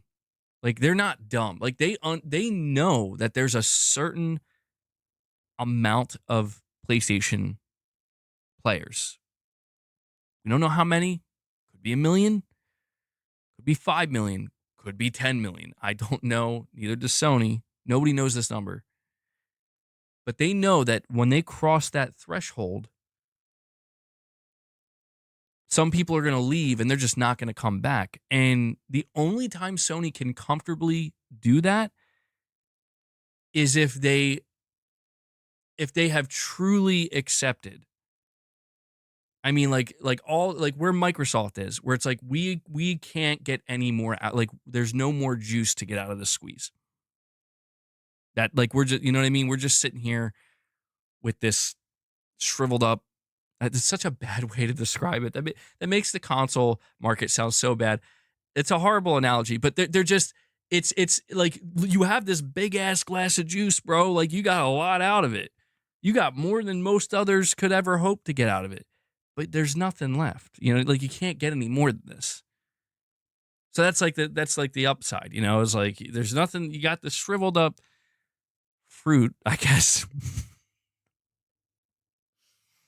It's a great analogy. You get the shriveled up fruit. You can't get a single ounce more out of it, no matter how many different ways you try to squeeze it. This is getting crazy. It's turning into a crazy analogy. But on the upside, you got all the juice you could. And I think the idea is like, Sony wants more juice, bro. That's what I'm trying to say. You might even go for the Xbox Magnus if PlayStation goes day one on PC for everything. See, now that's something I think Sony would not want. That's like the one thing that unless Sony has completely changed and I'm just not aware of it yet. I mean completely, like 180-degree change. If if Sony, and I don't know, I've speculated this though, like I've entertained the notion, but I still don't believe it. But I've tried to entertain this notion of like Sony just not giving a single fuck about Magnus.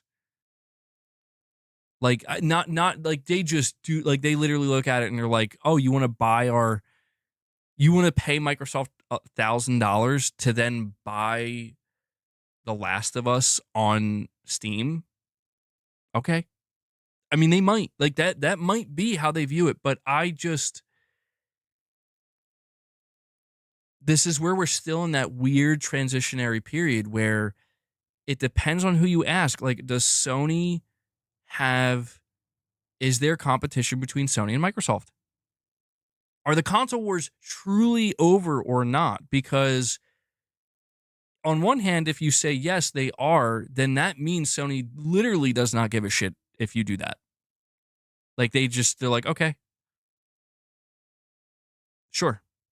But that also doesn't make sense because it's like, well, surely Sony cares if you leave PlayStation.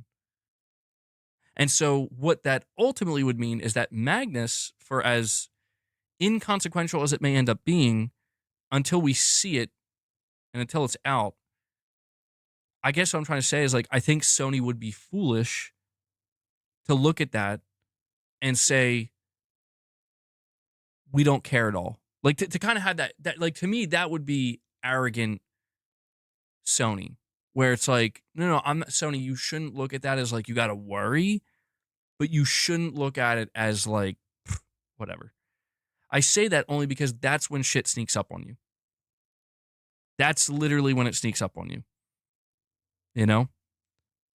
Now, when I think it's one of these situations where Sony will watch very closely, just like we will, when Microsoft announces Magnus and they announce all the features and they show and they market it and we learn everything there is to learn about it, and then including the price. And then maybe at that point Sony will either be like, "Oh shit, we actually have to worry about this thing," or we're good. Like, all right, we don't, that's not even a thing in our rear view mirror at this point. Like we're good. It's going to be one of those two things. And that's why the conversation about how Sony's going to approach PC is so fascinating, because that's where Magnus is going to exist. Magnus is going to exist in the PC space. But it's not, but that's the thing. Every time we've had this conversation about Magnus just being a PC, it's going to be a PC that will have backwards compatibility with all of your Xbox titles from Series X, Xbox One, and whatever 360 and original Xbox games are backwards compatible. That doesn't exist right now. So if you then throw on top of that PlayStation games, but that's the thing, man. That's the thing. On the other side of that, Microsoft just gave Sony Halo, bro. So I'm at this kind of point where it's like either somebody's trying to get somebody to blink here, or I'm just in my, like, I'm just very confused, and I'm like imagining that there's like some imaginary competition going on when in reality they're not, you know. And I'm really not sure sometimes, because the deeper into the weeds I get into these conversations about how these different corporations in gaming, like how they're operating and the decisions they're making, I don't know. Like I think maybe even they don't know. Where like they're just making decisions and they're like, "Oh, this is great," but in reality they're like, "I don't know if he's got a knife behind his back or what." Like, got to be ready for anything.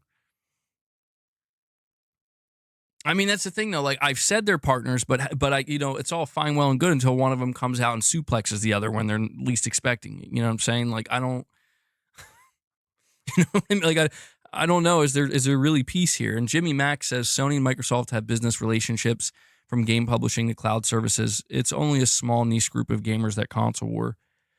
Yeah, I mean, I agree with that too. I guess it's just like when I view Sony and Microsoft, and it's not, to be honest, it's not really just Sony and Microsoft. When I view Sony specifically, like Sony in this space, now we know how Microsoft is. Microsoft is all about, they will make sacrifices for what they deem to be the greater good. Good. But by that I mean like, hey, if this gives us a long-term growth, we'll throw this in the fire right now. We don't care. So it's not about like winning. It's about winning the war, not the battle, so to speak. Sony,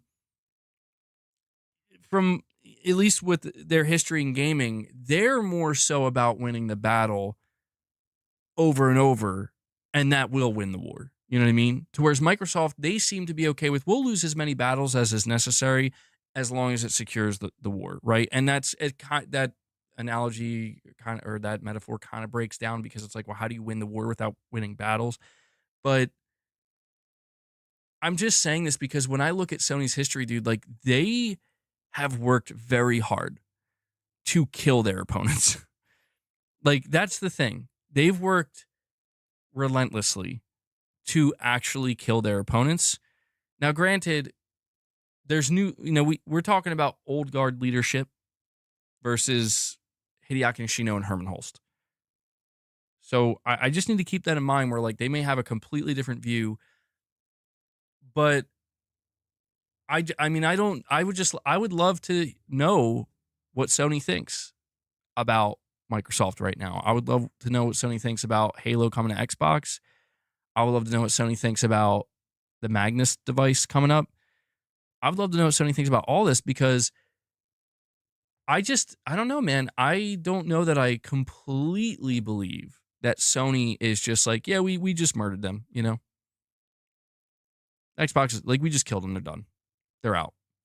Or they're not, hey, we killed your console, or like we killed your ability to sell consoles. We kind of are also in the process of, helping erode your storefront. But you're still a partner. I I mean, like both of those things are true, and it's awkward. You know what I mean? It's kind of awkward where it's like, yeah, those are both true. Like you did, and that's why like I find it. I wouldn't be surprised if by the time Xbox Magnus launches, there's probably going to be new leadership at Xbox because I don't know, man. I feel like, I mean, Phil Spencer's a businessman. Matt Booty, even like Sarah Bond, they're all business people, but it's so interesting to me that at Xbox there's this, they still have kind of like the old guard there. And I don't know if this is supposed to be just like punishment for them or some shit for their failure, but like it's like they won't leave. And they like keep coming out and they're like, we're doing this now, but like it just seems weird and awkward where it's like, guys, like Phil, we know what you said 6 years ago, bro. Like we know what you said 3 years ago. Like we know that you wanted to beat Sony and you didn't. And like, Aaron Greenberg and we like Matt Booty, like we know about your email about spending Sony out of business. So that's why it's so fucking weird to like kind of see this newfound like, no, we're all bros now. We're all bros now. And it's like, I believe that from Satya Nadella, but I don't know about you guys. I know where you guys come from, just like I know where Shuhei Yoshida came from, just like I know where Jim Ryan wanted to destroy Xbox, bro. Like Jim Ryan laughed at the Xbox One reveal. Literally, he's like a famous like GIF or something or meme of him laughing at it. Like I know where they came from, And I would never believe in a million years if any of them came out and said like, "Oh yeah, we just want to, be friends with them." And partners like, "No, dude, absolutely not. I don't believe it." But you get somebody like Herman Hulst coming out saying that. You get somebody like if Hideaki Nishino said some shit like that, I'm like, you know what, man? I actually kind of believe you. You're the new guy. You're a different generation. I kind of believe it. You know, that's why I feel like if Sarah Bond takes over like all of gaming for Microsoft, I would like I believe like if she were to come out and be like say all the things that Phil and Matt Booty and Aaron Greenberg and all these guys are saying, I actually kind of believe her. It's like, yeah, you're the new guard of Xbox. You don't have that. You weren't there for like the Xbox One conundrum and shit, you know? So I guess I'm just still trying to I'm waiting to see like where this all ends because ultimately I do think the console wars are over, but there's one very important thing here with that statement. And that is while the console wars are over, which is a good thing, I would say, mostly. I mean, it depends on your view of it, of course. Like if you really wanted that intense competition, the one thing that's still important to understand though is that like, but Sony still relies on the console. Like again, I said it multiple times thus far. You could remove the Xbox console from Microsoft right now, and they're fine. It's gonna hurt. Like there are certain players who will feel that, but they'll be fine. It'll be almost like nothing even happened. I mean, Game Pass would feel the effect, but you could argue that already happened with the price increase, right? You remove the PlayStation 5, Sony's entire gaming empire collapses overnight. That to me is why I'm not 100% there yet in terms of like believing that Sony is done being cutthroat and like it's why Death Stranding 2 is not on PC day one. Like even I think that makes sense where it's like Sony, I think you'll be fine. Like you could like Soros, you could Sony, I think you should put Soros day one on Steam. Because I think it will help it. I think that game's going to need that boost. It's not going to do it's not a tentpole title. I think it'll be fine. But I think Sony, they're still like, nah, bro. Nah, we need that. And that right there to me is like, well, that's fascinating. Because like you still, huh? Like it shows that they understand this. Like they understand that you can't start just undercutting your own hardware if that hardware is literally the lifeblood of your entire gaming empire. But that's what's so interesting. But it's like Sony, you're still putting stuff on PC. Where is the line here? Because if I believe putting Soros day one on PC would be like less quote unquote damaging to PS5 sales than putting Helldivers on Xboxes. I really believe that. And I say that because it's like one you can look at, although I am contradicting myself a little bit because I did say earlier once you rip the band-aid, you can't put it back on. But I guess that I'm using Soros and Death Stranding. Death Stranding's different because that's not even a Sony-owned studio, but Soros is different to me because it's like Soros is not Wolverine, bro. Like just flat out. Like I'm super stoked for Soros. I think it's going to be an award-winning game. I think it's going to do amazing. I think it's going to be an amazing game. But it's like it's not Wolverine. It's not Intergalactic. It's not going to do 10 million units. It's not. In fact, I think it'll be lucky if it does 1.5 or 2 million units, which would be good. I'd be very happy for Housemarque. But that's what I'm just saying. Like, if you could squeeze out another 500,000 or even a whole million units by just dropping it day one on PC, that would be pretty huge for a game like Soros. And I think as long as you make it known that, like, we're not, this doesn't mean Wolverine's going to PC day one. You could, I think, navigate that. To whereas putting Helldivers on Xbox, which I think is fine and it's already done, but I'm saying putting Helldivers on your competitor's console when it seems like they're literally they're out there drifting out in the ocean like they're about to drown, and you kind of throw it out there. You know what I mean? Like, here's Helldivers, bro. Like, to me, that's a weirder signal to send than just dropping a game like Soros Day One on PC. Do you get what I'm saying? I think they'll both be fine. But this is where I'm trying to fucking understand. Like, Sony, what are you like? What are you trying to achieve here exactly? Because I just sometimes I feel like I have a good read on it. Other times I feel totally clueless. Where I'm like, again, I told you at the beginning of this year, like, I didn't think Helldivers 2 would ever go to Xbox. I was like, I'm like, that's not going to happen, dude. And I'm just like, well, fuck me, like, there it is. So I'm just trying to figure out where Sony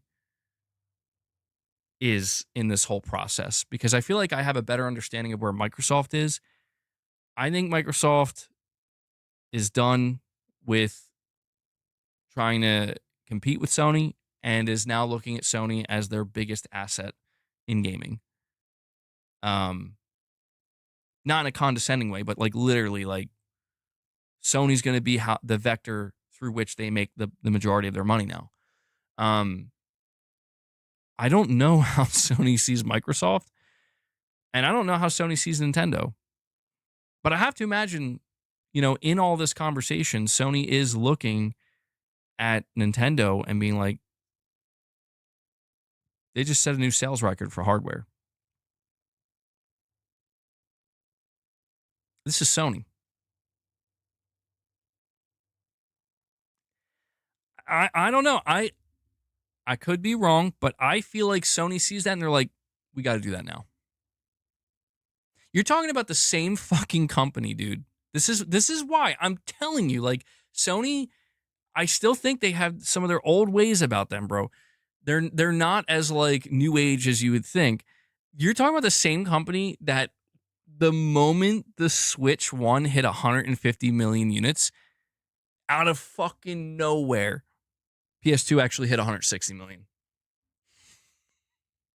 I'm telling you, like, to me, that says all you need to know about Sony. And that was recent, dude. That was in like the last 2 years. I think that was one of the last things that Jim Ryan said before he retired. And I'm like, oh, they still care. Like, Sony absolutely still cares about this shit.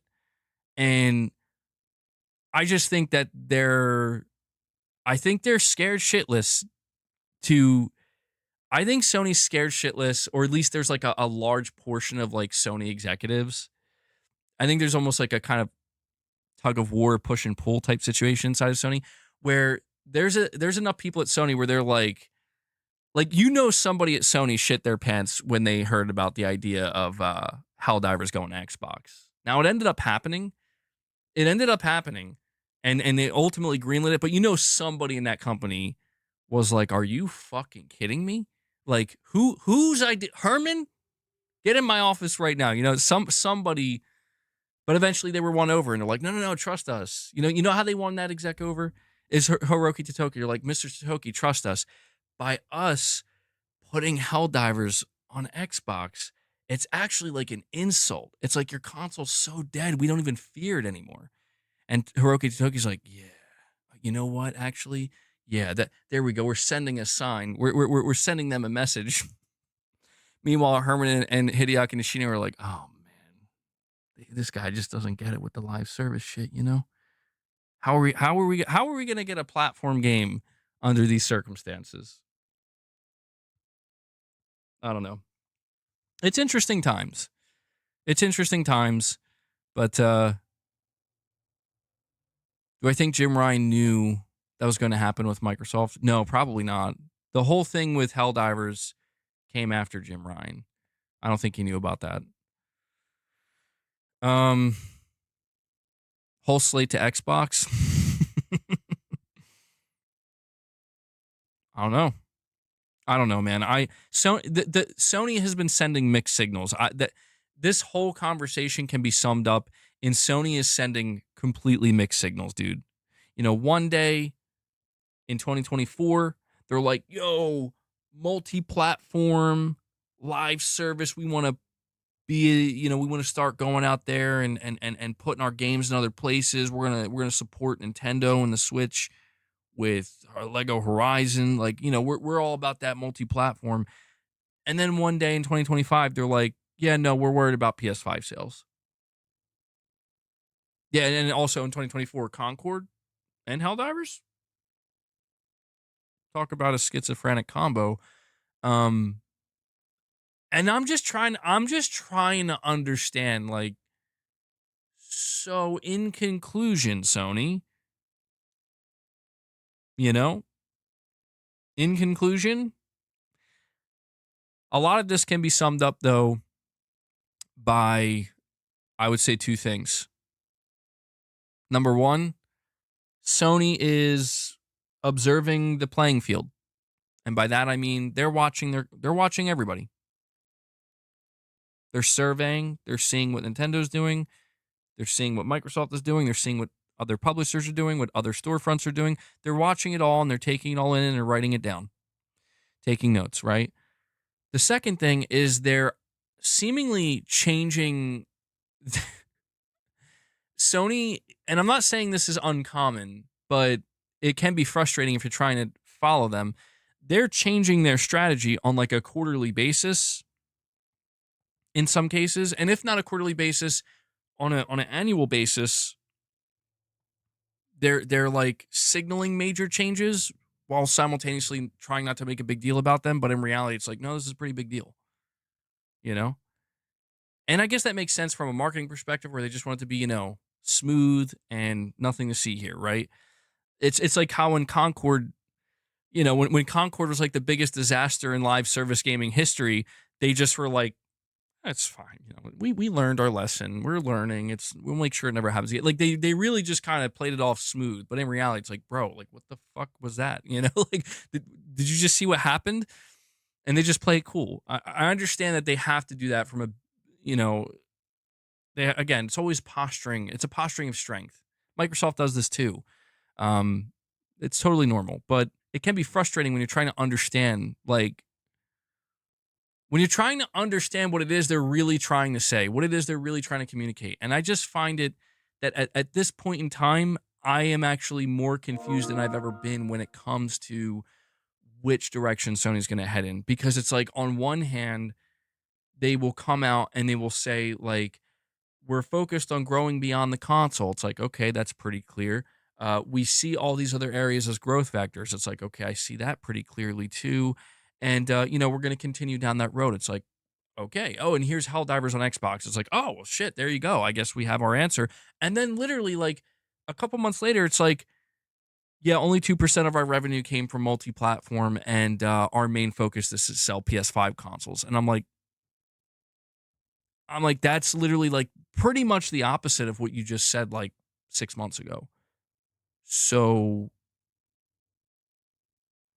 well, yeah, I mean, Dan, at the end of the day, I'm not saying you should care about this that much. And truthfully, I'm just kind of going on and on about this because I don't really have much else to discuss at the moment. Um, it's just more along the lines of, I see how riled up at least Twitter got, right? And some of these forums with the idea of Sony having a cross-buy PS5 PC situation. And it opens that door once again where it's like, what is Sony going to do here?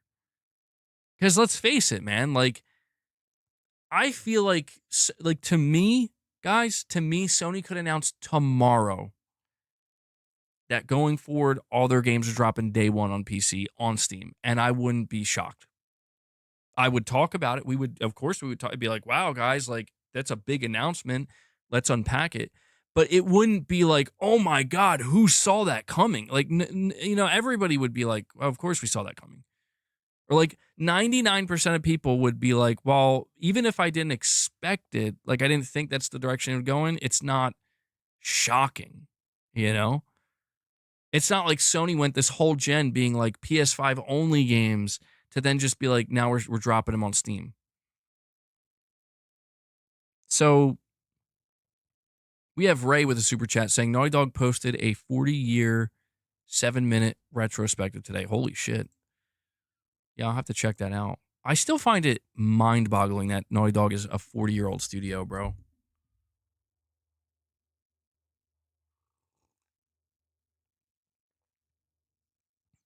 Mr. B, you're saying you wouldn't be shocked, but you would think it's stupid. Carlos says, well, if you think about Sony, they only have 5 exclusives left: Demon's Souls, GT7, Astrobot, DS2, and Ghost of Yotei. Going day and date on PC doesn't seem that crazy, to be honest. So exactly, when you look at it from that perspective, it's not that crazy. I just think that, I mean, I just wonder how many people like Mr. B, right, and others in my chat. Like, I wonder, I just can't put my finger on, if Sony does that, they will lose PlayStation players to PC. But how many? I mean, are we again? That's the million, maybe multi-million-dollar question that Sony needs an answer to, because they don't want to lose that money. I mean, if they announced all their games are going to PC day one tomorrow, what if they lost 1 million players? I mean, in the grand scheme of things, that wouldn't be a big deal at all. You know, compared to the potential upside of now you're going to sell an extra 2 million units or some shit. Maybe it would be way worse. You know, it's like, actually you're at risk of losing like a tenth or two, 2/10 of your audience or something. Like out of 100 million prospective players. I mean, that would seem crazy to me. Like, I would find that very hard to believe, because it's like, well, Sony's been pushing the envelope this whole gen, and the amount of people that I've seen. Like, here's what blows my mind. What blows my mind is the amount of people I've seen this all generation. And God knows I've seen a lot, right? Like, I've seen it on my YouTube channel. I've seen it on other YouTube channels. I've seen it on PlayStation's YouTube channel. I've seen it on Twitter. God knows I've seen it on Twitter. I've seen it on Reddit. I've seen it everywhere. Everywhere you could possibly see it. People saying that they're moving the PC. They're moving the PC. And yet the PS5 is still pacing with the PS4.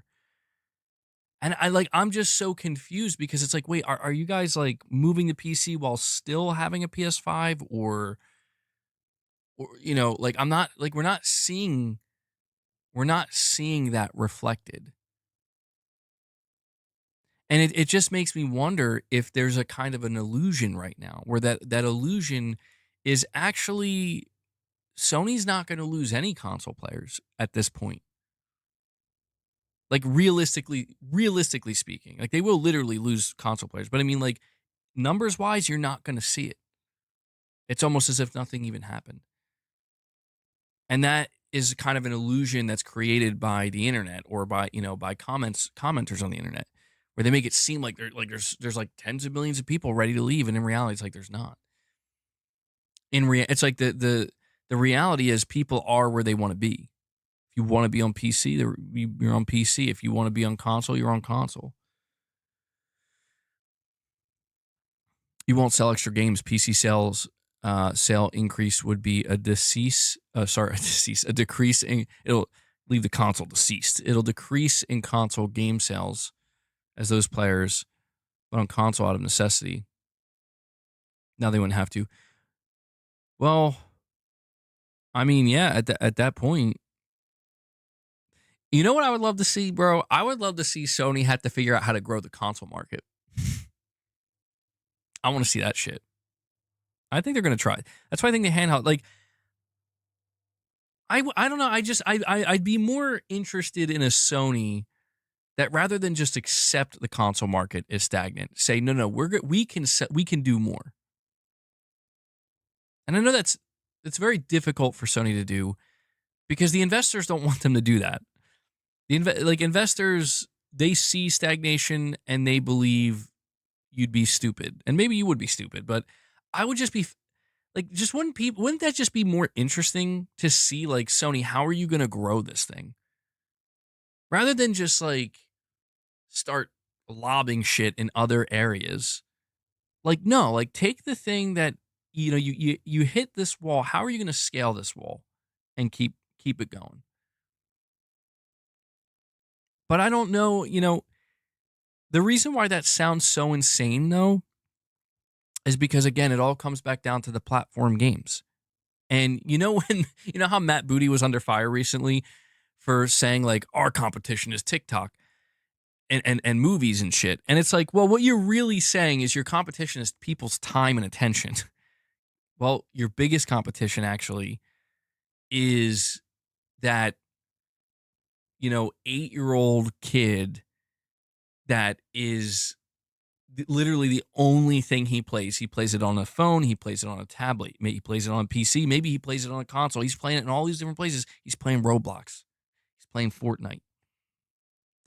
That's the competition, because Sony can lean back and say, well, they're playing that on through our platform. And it's like, yeah, but they're discovering that they can go other places and play that. They don't just have to stay on your platform. They've been discovering that for a long time. For years now, ever since crossplay really became a thing and cross progression. And that's another reason why Sony was hesitant to embrace that, if you remember. I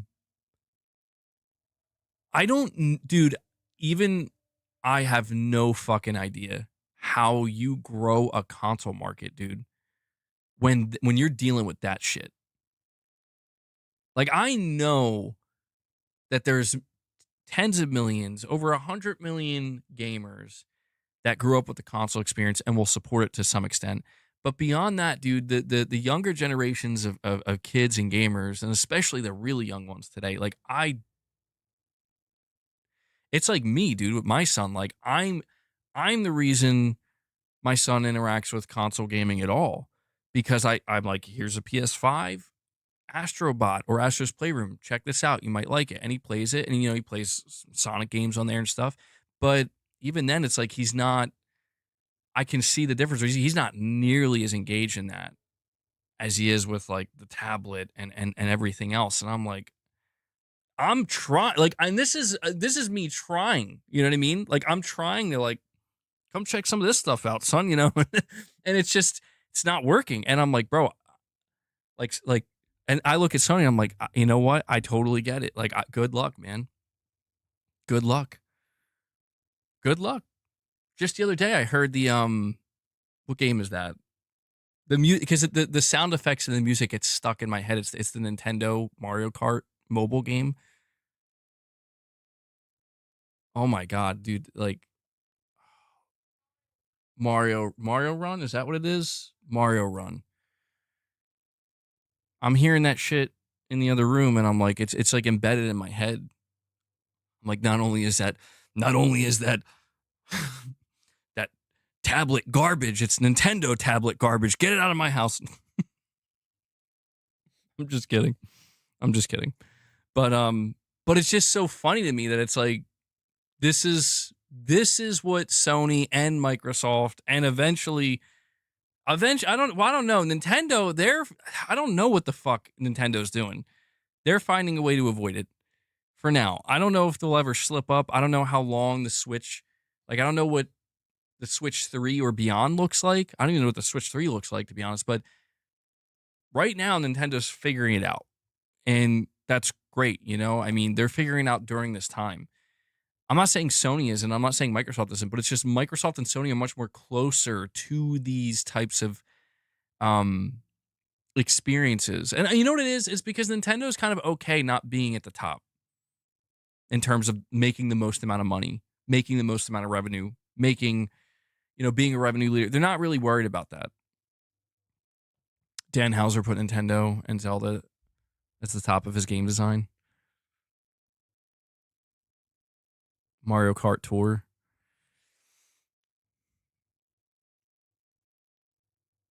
Yeah, I don't know, man. I mean, I just I think about this shit, obviously. Like, I think about where gaming as a whole is headed, and I don't know. I think really right now we talk about like platform games, but maybe I'm wrong. I said like the final evolution of a video game is a platform game. But how much could AI disrupt that? We know AI is taking over now everything, and it's only going to get worse as time goes on. It's clearly inevitable. AI is going to be so dominant in gaming in the next decade. And I mean, what happens to platform games when AI starts to take over? Like, do these platform games create, well, a lot of these platform games, they become platform games because of user generated content. You throw AI into that, and I think that's the final evolution. Like, that truly is the final form of, like, it's a platform, it's a game, but it is a platform, and it's a platform based on user generated content, and now it's basically infinitely expanding due to users being able to, I mean, I would assume, use generative AI tools to create whatever they want. Sony, there you go. Sony, get Media Molecule on it. That's how you do it. Get Media Molecule to remake Dreams and make it a little bit more simple. Get AI tools in there. Generative AI tools. Is he into dumbbell reps too? Hold on, Digital Dude, you're saying read my last reply. Let me check what you said. Um, how do you know what the inventors want, or the investors want or don't want? Well, I mean, usually you have to kind of follow the trends. Whatever's being invested to the most, and has the most money dumped into it, and has the highest prospects. In this case, it's, wait, that's not your last message. Oh, the one after that. Hold on. What? That's not showing up for me.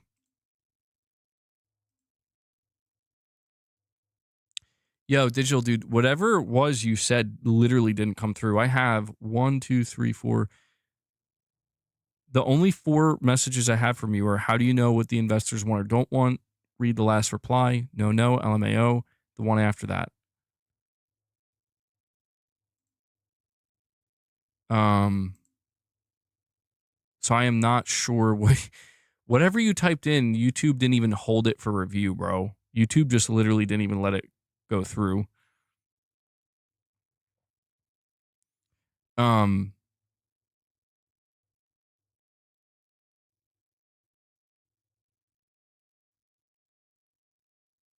but yeah, you're saying the platform games will integrate AI so players can create assets with simple text prompts. That's what I'm saying. Like, Sony should resurrect Dreams and allow Media Molecule to become like a leader in AI, in generative AI tool sets for user generated content game. I mean, God, man, it sounds like there's gonna be so many.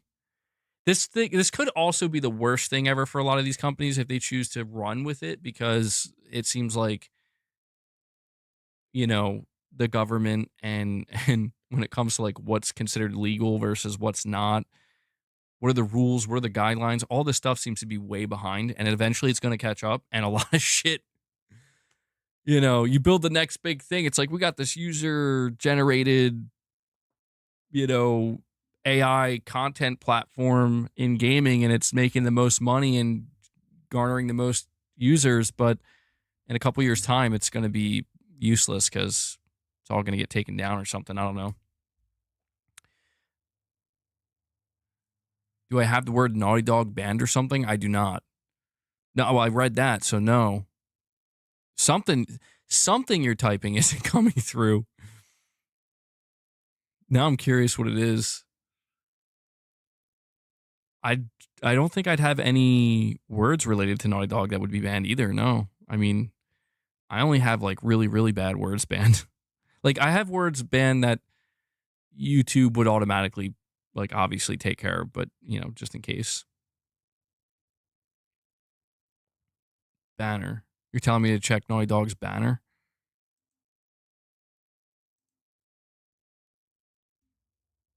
I don't know if that's what you're actually saying or not, but I'll try to go check.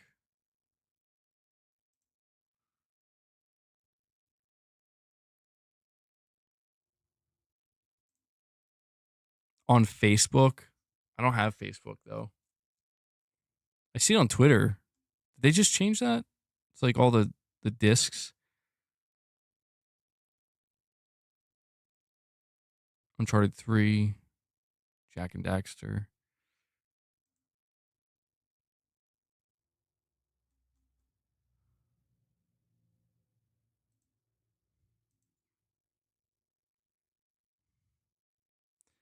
Oh yeah, it's pretty cool. Shems, you're heading out, man.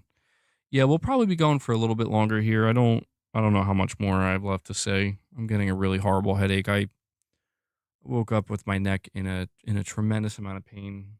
It still hurts like a bitch. I think it's starting to give me like a migraine. Um, is that cat real? He is. That's a picture of my real cat.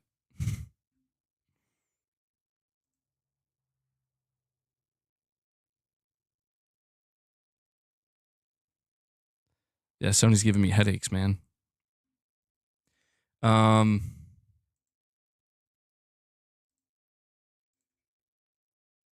I don't know why. I guess I say like that to kind of mitigate the dead air, but I'm not sure what's worse, just dead air or me going I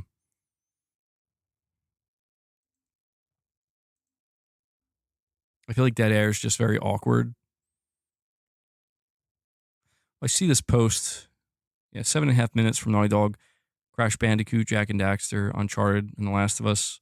Intergalactic. For 40 years, we've been honored to bring you experiences we're proud of. We can't wait to see what the future holds.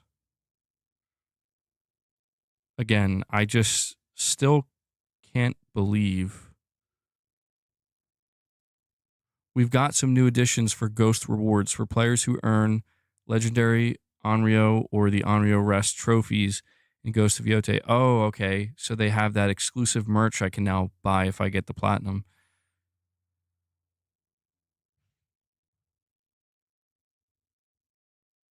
There's a t-shirt. Oh my god. They have a Ghost of Yotei, the Onryo Rest gold trophy jacket, pre-order $150.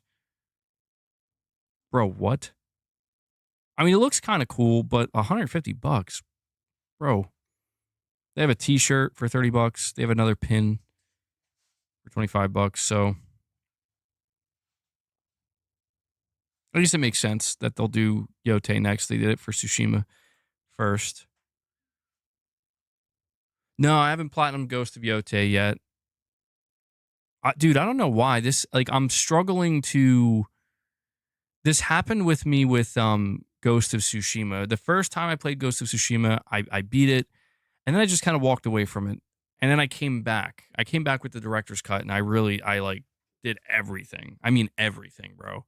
I put like 160 hours into it. I find that's starting to happen again with Yotei, but I don't want to sit here and wait for a director's cut for the PS6. So I'm just kind of like I'm waiting for the mood, I guess, to be right when I'm like, okay, I'm in the mood to go back into this world and start doing some of the side content. Um, but yeah, I have like 45 hours into it.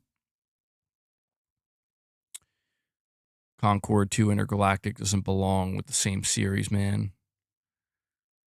Oh, the same thing happened to you, Shadowlink. Yeah, dude, I don't know what's wrong with my neck. Like it was bothering me yesterday, and it's bothering me even more today.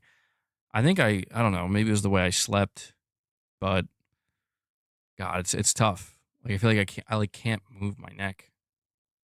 It sucks. Oh, you picked up Stray, Lady Gamer. Stray's a really good game. Yeah, Stray's really good. You're still waiting to do that with Death Stranding 2, Michael. You beat the story, but I haven't tried platinuming it yet. Well, yeah, I mean, dude, Death Stranding 2's platinum is daunting.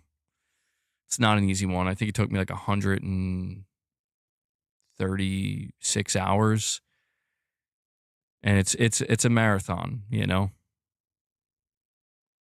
admit it, MBG. You're not in love with the second Ghost game. It's too derivative. Well, no, I'm not in love with it. Yeah, I have no problem admitting that. I think the real question is how I feel about Yotei compared to Tsushima. But it's tough for me to determine because like Tsushima was a weird situation for me where when I first played Tsushima, I was like, this is awesome and I like it. It's really good. And then I just like walked away from it. And the way I interacted with Tsushima, you would think like, are you sure you really liked it? Doesn't you just kind of walked away from it? But then again, I always looked at that as like that was coming right off of The Last of Us Part 2, and I was just in a weird place at that point. But then when again the director's cut for Tsushima came out, I was like, all right, I want to do this the right way this time. And and with Yotei,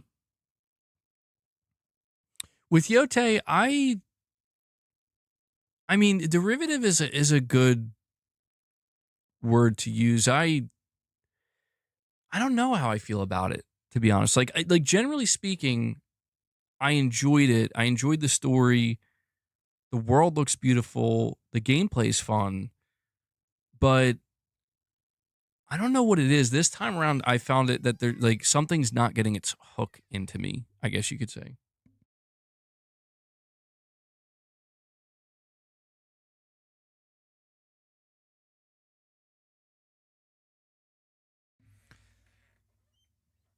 You feel the same about Tsushima and Yotei so far? You do miss Jin's hot spring trips though. Is it too much of the same? I don't know. I'm not sure. Cuz like that could be said for other games that I played. Like you know what I mean? And it didn't stop me. I'm actually starting to think it might just be me right now and where I am in my life. Like I know that sounds weird, but I'm finding that I'm entering a weird place right now with gaming. And I don't know what to think of it where like I feel as though I'm starting to like it's freaking me out a little bit cuz I'm like I kind of just like don't want to play video games right now. You know? Like but let me what I mean by that is yesterday I was sick and I didn't feel good. It was actually really sick yesterday, and I woke up with this like like terrible headache, and I just played Metal Gear Fox Hunt all day, like to an unhealthy degree. But it's because I didn't know what else to do. I was sick, feeling like shit, so I was just like, I'm just gonna do this all day, and I didn't really enjoy it. I didn't know what else to do, and I'm like, I just want to. I don't know. I'm like, I just want to keep winning matches, I guess, but I had this like weird. I'm like, come to think, like I don't really want to play much of anything right now. Like I just feel like I don't know if I'm burnt out or what. Like even like I even tried. I re-downloaded like Dead by Daylight because I'm like I put like 1,500 hours into this game. Like this is like a junk food game for me. Like I'll always want to play this. I tried playing it. I'm like I don't want to play this either. You know, and I uninstalled it. And I'm like, okay, I'm not gonna play that. And I'm just it's weird because I'm just entering this space where it's like I don't have a desire to play video games. But at the same time, I don't know, like I don't necessarily I'm starting to wonder if I'm becoming like if I'm experiencing like anhedonia or something because it's not like there's something else I'd rather be doing. I'm just entering this weird phase. Maybe it's just the time of year, the season. I don't know. But I'm just trying not to overthink it. And I'm just trying to look at it as well. I played Ghost of Yotei. I enjoyed what I played of it. It was a good story. And, you know, it does feel weird because it's like I usually want to platinum games. Like I usually always go for the platinums. But right now, I don't want to. Like I have no desire. And it's just like, like the few times I've tried to start chipping away at the trophy list, I'm like, this feels forced. Like I don't want to do this. So I'm just like, well, then just don't. You know, like who cares? Like, but it feels weird because it's like, well, no, I care. Like I'm supposed to care. Like I always platinum games. What are we talking about here? It's like just let it go, man. You know, I'm trying to be like lenient on myself where it's like it's not going to go anywhere. You know, um, And again, when I look back, it's like I didn't platinum The Last of Us Part 2 the first time I played it. I didn't platinum Ghost of Tsushima the first time I played it. I waited, I came back to them and I'm like, maybe that's just how I got to be with some of these games. Um, but yeah, it is what it is, I suppose. You're saying I'm changing as a human being. It kind of happens mid 30s. I had a gamer group that almost all stopped, stopped from 30s to 50s. Well, I don't know if I'm going to stop gaming like that. I mean, that would be problematic for me, but yeah, I do get a little bit worried where I'm like, this lack of desire to game. What's up with that?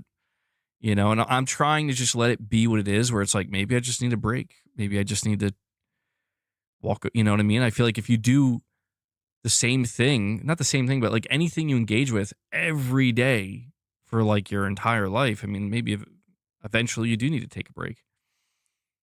The games you play are not fulfilling anymore. Should try new games. Got my friend who never played Civilization game before to play Anno 1800. He's now 90 plus hours in after a week. Yeah, I've thought about that too. I was like, maybe I just really got to go out there and find some weird ass shit. It's possible. Yeah, I mean, you talk about like your group of gamer friends, that's changed as well. Like, I know it sounds weird, but I'm kind of like, I'm looking at Call of Duty and I'm like, I don't, I'm in this weird place right now where I want nothing to fucking do with Call of Duty. Like, that's the thing. I have no desire to play pretty much anything, Call of Duty included. But there's this strange feeling in me, and I don't know what I'm going to end up doing about it. Where like last year, I bought Black Ops 6 and I played zombies like every night for a long time with my wife and my friend, and that became like for a good chunk of time like my wife and a couple of my friends the go-to like casual friend gaming zombie session. And it's been a while since we've done that, and I'm like, I feel so weird right now. I feel like I'm like drifting in a sea because it's like, dude, I don't have that at the moment either. Like, I don't have a friend group thing. And so I'm like looking at like, because we were playing Battlefield for a little bit, but everybody, I don't know, everybody's kind of like broken up and disbanded or whatever. And I'm looking at Call of Duty and I'm like, like, I don't know, like if like, should I get that and we try to play zombies? Like, will that be something?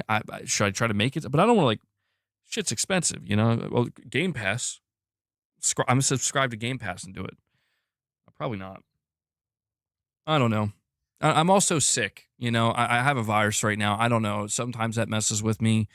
Um, I just feel like shit, generally speaking. So maybe it's just making me depressed or making me feel a lack of anything, really. That happens too. But I think about how I used to engage with multiplayer games with my friends, like, when I was a teenager, in my early 20s, in my mid 20s. And yeah, man, like shit has changed. And it's interesting how it's changed, where it's like, I don't know how to explain it, but I mean, people either drift away, in some rare cases they pass away, or whatever it is, and you just realize that it's like, oh, like it just happened, but it's a natural occurrence. It's not like it was forced. It's not like it happened overnight. It just slowly changes. Um, but yeah, maybe that is the nature of getting older. You get older and just only when you're at a certain age, I guess, that you're like, oh, I have a whole nother decade I can look back on now. And then you realize, like, oh, wait, yeah, things are, like the way I am now and the way I live my life and the way just I interact with everything around me at 32 is like vastly different than when I was 22. You know what I mean? And sometimes I guess that just kind of dawns on you at certain moments like this where it's like, oh, huh, yeah, I am getting older. That does happen.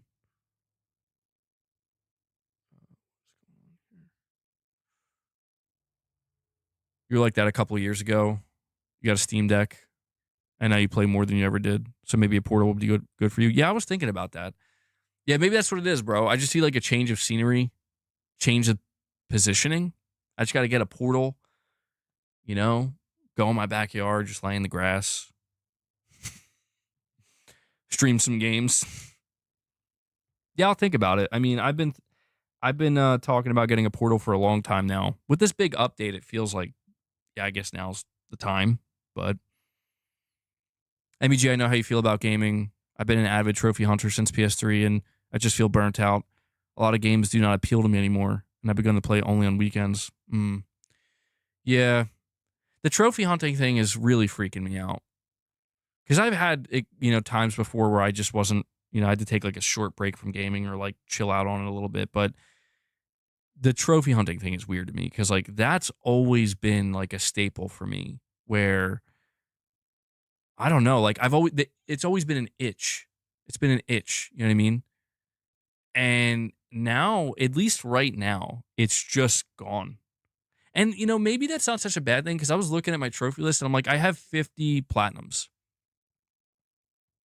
I have 50. I'm like, maybe that's a good place to retire. Like 50, that's not bad. It's not bad at all. But I don't know.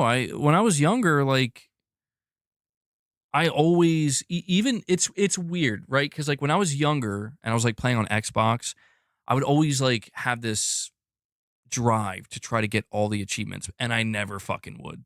That's the funny thing about it is I remember like when I was playing Left 4 Dead 1 and 2, I was obsessed with trying to get achievements for that game, but I just knew that like some of them were never going to happen, but I always just let it exist there as like I'm going for it. I'm going for it. And then one day I moved on and it just never happened. And looking back on it, it's like what even was the fucking point of that?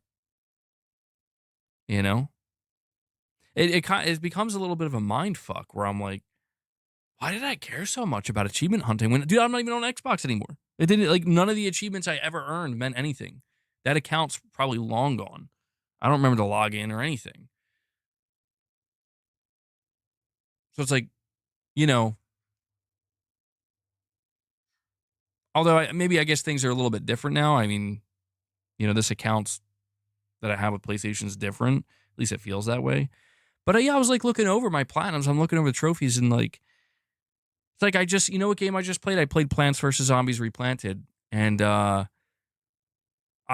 played everything of it that I wanted to play. I paid $20 for it. I played as much as I wanted to. I put like 25 hours into it. And I was looking over the trophy list and it's like, you got like 38% of trophies. I'm like, what? And I'm looking over all of them. I'm like, that's a lot of shit, bro. Like, I didn't realize it was all this to get the platinum. And I just realized that I'm like, I don't want to fucking do this. And like, I forced myself to play a little bit more. And I just started getting like annoyed where I'm like, I'm not doing this. And that's where I'm like, bro, you bought the game, you played it, you enjoyed it, you beat it, and you did a couple of extra bonus stuff and you enjoyed it. That's what's wrong with that. And then I'm like, well, nothing's wrong with that, actually. Like it's just I'm so used to that tick being there, that itch being there where it's like I'm used to there being an itch to scratch with those trophies. And now it's just seemingly gone. And I can't tell if this is this could be liberating. You know what I mean? I don't know if this is a liberation or if it's a curse or what. The fear of chasing these digital achievements and trophies. Imagine your account gets banned. Oh my God, yeah. You're closing in on 200 platinums, and that's not even that much compared to guys I'm friends with.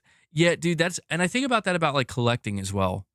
Dude, I don't know, maybe I'm about to enter my monk era or some shit, because I was thinking about that with collecting games too, where I'm like, is there even a point to this? Yeah, like, I don't know. I'm having this weird, maybe I'm having like a quarter midlife crisis or some shit where I'm just like, what's even the point, man? Yeah, I guess maybe I'm just looking for a different meaning now. Either that or I have encephalitis and my brain's swollen from being sick. And then it's going to go back to normal when I'm done being sick. And I'm like, what the hell was I even saying? Overexposure with a super chat. Thank you for that, buddy. He says, yo, what's up, MBG? I've been experiencing lots of health issues and getting a colonoscopy and endoscopy done soon, but your streams have been helping me a lot with getting through that. Much love, everyone. Well, I'm really sorry to hear that. Well, I'm happy to hear that the streams have been helping. I'm sorry to hear about what you're going through. I've had to have both of those things done before as well, and neither of them are fun. The colonoscopy is definitely not fun, bro. But I hope all will end up being well. You know, hopefully it's nothing serious. Stuff's definitely scary. So I'm glad that these streams in the community and some of what we talk about here can be a little bit distracting and help you through that. And I appreciate you dropping a super chat to let me know, man. So best wishes to you, Overexposure. Wishing you good health, best health possible. Lady Gamer is saying your mental health has been up and down today. Yeah, I hear you. I hear you. I try to hang in there. Don't go hollow out there. You know? God, man, Dark Souls just hits differently now.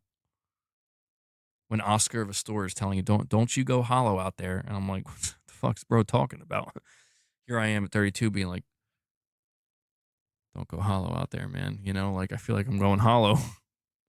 Yo, Dark Souls, I'm telling you, man, teaches you a lot about life. You can hear fireworks outside your window.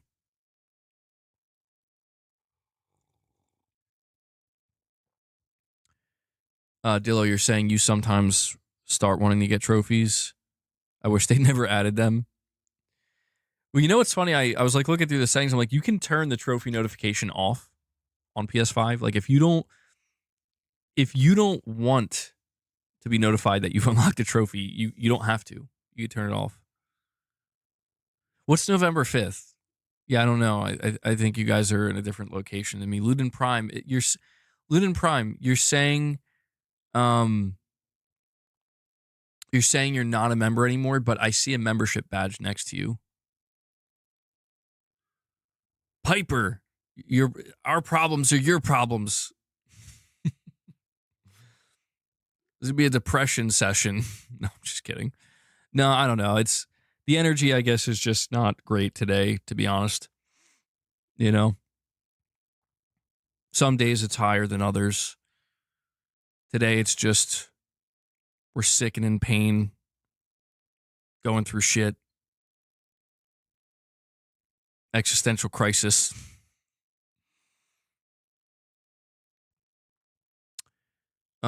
But yeah, I'm probably not going to be live for much because to be honest, I'm getting a horrible, horrible headache, guys. Like, holy shit. I was afraid of this. I was feeling a little bit earlier. This happened to me yesterday. I woke up with this just terrible headache. I don't know what the hell my kids brought home. We had like the stomach flu. I guess it's still taking its time. My stomach is okay now, but now I'm just getting like headaches and, you know, fatigue. I hate getting sick, man. I mean, who doesn't hate getting sick? The hat could be too tight. It's true. Like this hat, sometimes I take it off. I got this like big mark across my forehead. I'm like, damn, what's going on? Restricting blood flow to my brain. Talking is exhausting. People don't realize, dude. Look, I'm not kidding you. It's why when people say like, dude, you should stream for like 8 hours. I don't know if it's because of the nature of I'm just talking nonstop. There are some days, dude, I feel like my brain was literally scrambled. Like I can't do anything. I can't think. I can't focus. I can't do nothing. Like I'm fried. I always say it to Mrs. MBG, like when on some days where it's like, for some reason, I'm just fried. Like I can't, it feels like I overheated my brain or some shit. You know, when you overheat something and you just got to wait for it to cool back down before you can start it up again. I feel like that's what happens to my brain. And I'm like, bro, come on. You know what, though? I will say there were those few instances where I did stream for like 7 hours. There was one stream I did for 10 hours. I was fucked, bro. Like, it's not good. I'm like, listen, man. If I did this every day, I'm going to become, I'm not going to say the R word, but you know, like I feel like it's happening. Like I am not well mentally or psychologically, and I feel like I can feel my brain cells being destroyed. But But maybe it is the nature of how much I'm talking. Because that's the thing. I realize like once I start, I'm just talking, talking, talking, talking, talking. You know, maybe it's different if I was like watching stuff or whatever. It's definitely different when we stream events, you know?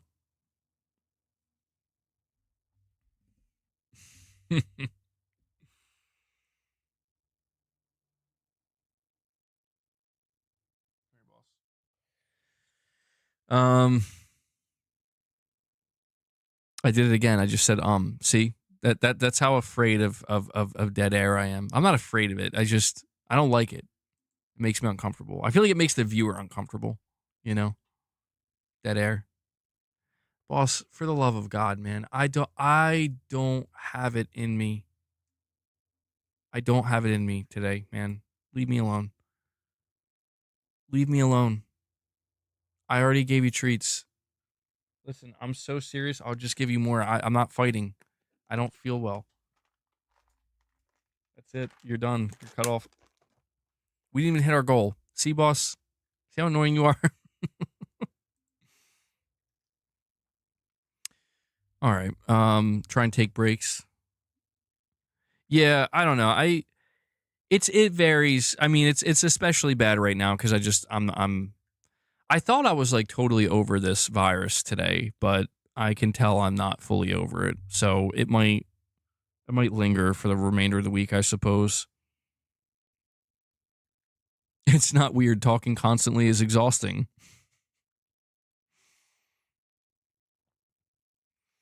Well, I think this might be a good place to wrap it up. I might save the remake topic. Didn't I didn't get around to. Well, we'll see. I mean, I'll I think I'll rest for the rest of the day. I'll take it easy, and then I'll see how I feel tomorrow. Because I was still able to get a video out today, and for the majority of the stream, I was okay. But I just seemingly hit a wall in the last like 15, 20 minutes. So I should hopefully be better tomorrow. You know, I was a little bit better today. I'll be even hopefully better tomorrow, but we will see. There's also not like a whole lot to talk about. I barely even talked about the PS Portal update. I apologize for that too. But I'm like looking around and I'm like, it's pretty quiet right now. There's not, like Sony's announcing a few things here and there, and generally speaking, there's some game news, but there's nothing like major happening right now. So it's not like, yeah, no GTA trailer number 3 yet. Boss. But all right, guys, I think that's gonna 8-hour stream tomorrow. I think it's gonna wrap it up for today. Um, we're brainwashed by the trophies. Yeah, we are. I want to thank you guys for tuning in. Thank you for coming and hanging out with me. Apologies if the stream was a little bit all over the place. Really, this stream probably only should have been about that one topic because that's what I talked about the whole time. But I did put a video out earlier. You can go check it out if you're interested. And I want to give a big thank you to everybody who dropped any support. If you dropped any member gifts, if you dropped any super chats, thank you so much. I can only do this because you guys make it possible. And I also want to give a shout out to Devil Shooter, who does the timestamps. So if you guys see Devil Shooter with those timestamps in the comments, show him some thanks, give him some love. I know he appreciates it. And yeah, that pretty much wraps it up. So, guys, please enjoy the rest of your day. We hopefully, if everything goes well, hopefully I'll be back here tomorrow. But we'll have to see what happens, you know. And Shadow Link comes in at the very end here. You know what, Shadow Link? I'm gonna go another 20 minutes. I'm just kidding.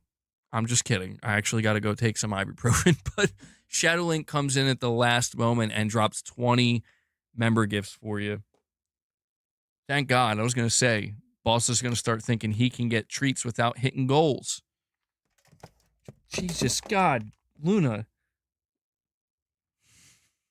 See what you did, Shadow Link? See what you did? You say for boss's treats. Well, it's going to be Luna's right now. Boss got his. Shadow Link, thank you so much for that, man. You've been showing some fantastic support lately. I really appreciate that. And look, Luna knocked it down. She turned it green. What does it mean? What does it mean? It's time to go to Xbox. I'm switching to Xbox, guys. I'm going back. She turned it green.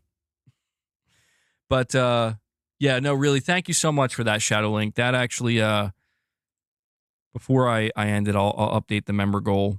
That brought us up to 30. So really, really appreciate that. You definitely didn't have to do that, but you got us to one of the goals before we close it out here. So good stuff, bro. Holy shit. And that's it. That's it. We hit 30 members. Thank you for that, guys. Sorry for being,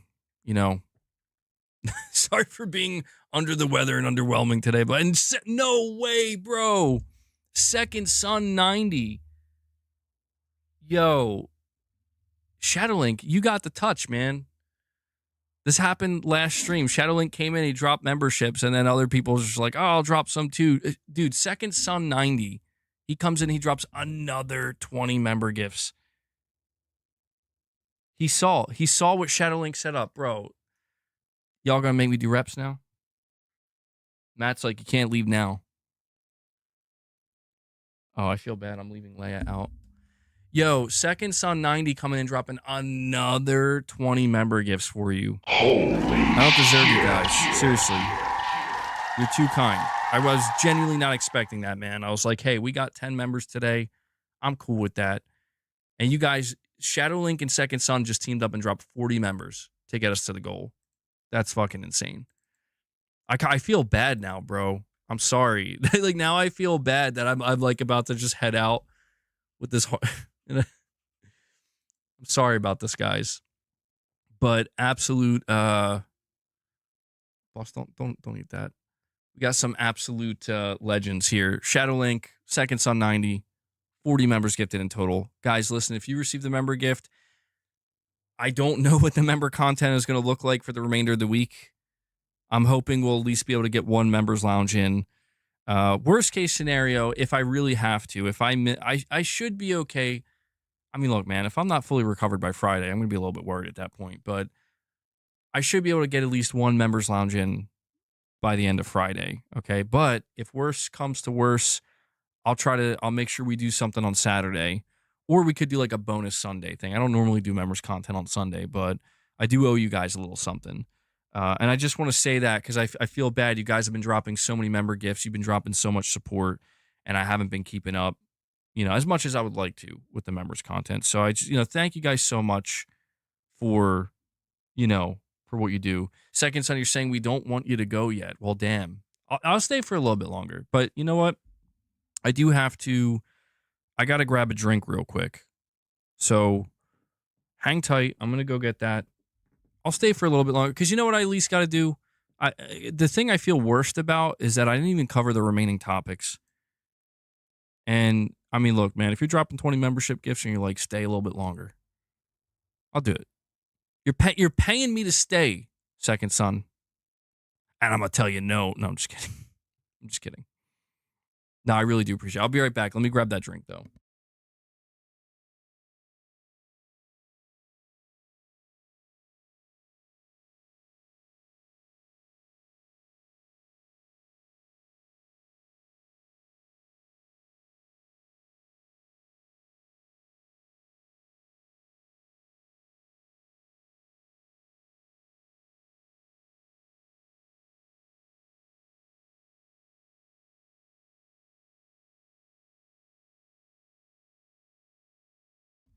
Yo, Tarnished is excited. Tarnished is like, more. I'm gonna have some Gatorade. I think part of the reason I'm probably getting a headache is because I'm not. Yeah, yeah. So many people left. Wait, Shadowlink, what are you saying? You're saying don't. I did it on purpose. What did you do on purpose? Did I miss what you said? Wait, Shadowlink, do you want me to go? You're like, leave. I dropped the 20 so you would leave. And then Second Son dropped it, so I'll stay.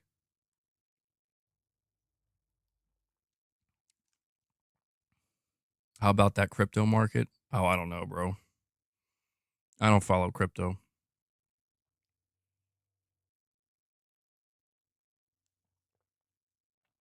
Just give me a moment here to hydrate.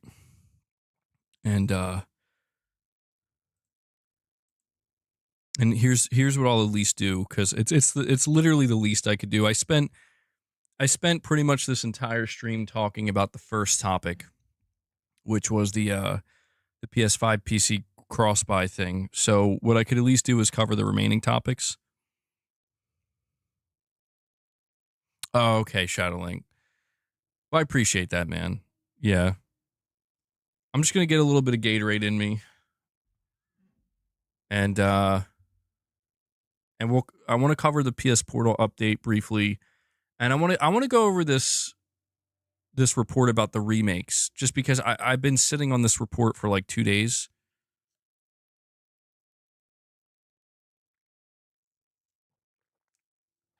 Oh man, Gatorade's so good. I don't like how sugary Gatorade is though. Like, it's so good, but you can taste how much sugar there is in it. I mean, if you're drinking it when you're like exercising and stuff, that's fine. But all right, so before we head out here, um, just to briefly cover the situation with the PlayStation Portal. I covered it deeply in my video today. In fact, I covered it so deeply that we we read the entire PlayStation blog. But the big thing for the PS Portal, and why I am considering getting one. Stop that. I am considering getting one very soon. I was already thinking about it, but this might push me over the edge. Is you can now cloud stream, and I mentioned this. We went pretty deep, Dillo. Um, I mentioned this earlier in the stream, but like the most interesting thing about this update, in my opinion, is the fact that if you wanted, right, like if you're somebody who doesn't own a PlayStation 5, this cloud streaming update makes it so that you can buy a PlayStation Portal for $200. Then you can subscribe to PlayStation Plus Premium for 1 year, which I think is what, $180? It's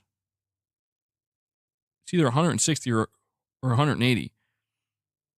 And as long as you have good internet, I mean, you'll be able to cloud stream any games. I think they said there's like hundreds of games on the PlayStation Plus extra catalog that you can stream, but now you can stream any game you own. Not any game, but that's the thing. They say here on the blog, they say that, what's the word they used? At launch, thousands of PS5 games support cloud streaming. So it's thousands of games. And I think on Twitter, I saw a couple people post exactly how many games you can stream. Let me see if I can find it. I think it's over 2,000. It's some crazy number. Let's see. So, yeah, Zubitech posted. Wow, okay, that's a lot more than I thought. Zubitech posted that you can stream 2,802 games. So, on the PlayStation Store, there are currently 2,802 games that if you already own them digitally, or if you buy them digitally and you have a PS Portal and you're subscribed to Premium, you can stream any of them at any time. You don't need to use remote play. So that's actually a lot more than I would have expected. And it's interesting because I remember when Sony first announced this, a lot of people were kind of disappointed that you couldn't do this. And Sony at the time, I do remember Hideaki Nishino talking about this. He was hinting that they may end up allowing cloud streaming, and that it's something that they are, they might consider in the future, but right now they're just worried about rolling it out. And it's just so fascinating to me that the PlayStation Portal, when it was first revealed and announced, like, people were all over this thing saying like, this thing's dead. This thing's DOA. Nobody cares. It's over. Even I'm not gonna lie, I thought that too. I thought when I saw this that I was like, it doesn't stand a chance, and I was totally wrong. People were all over the Portal, and they're like, this thing's great. And I remember, I'll never forget, like, the first couple of streams I did after the Portal launched, and people were telling me about it, and they're saying how great it works and how fun it is and how nice it feels, and I'm like, I could have been more wrong about this device. But now it seems like Sony they've really made some big strides of improvement for the Portal, and I think all of this is clearly in preparation for the um the proper PlayStation handheld.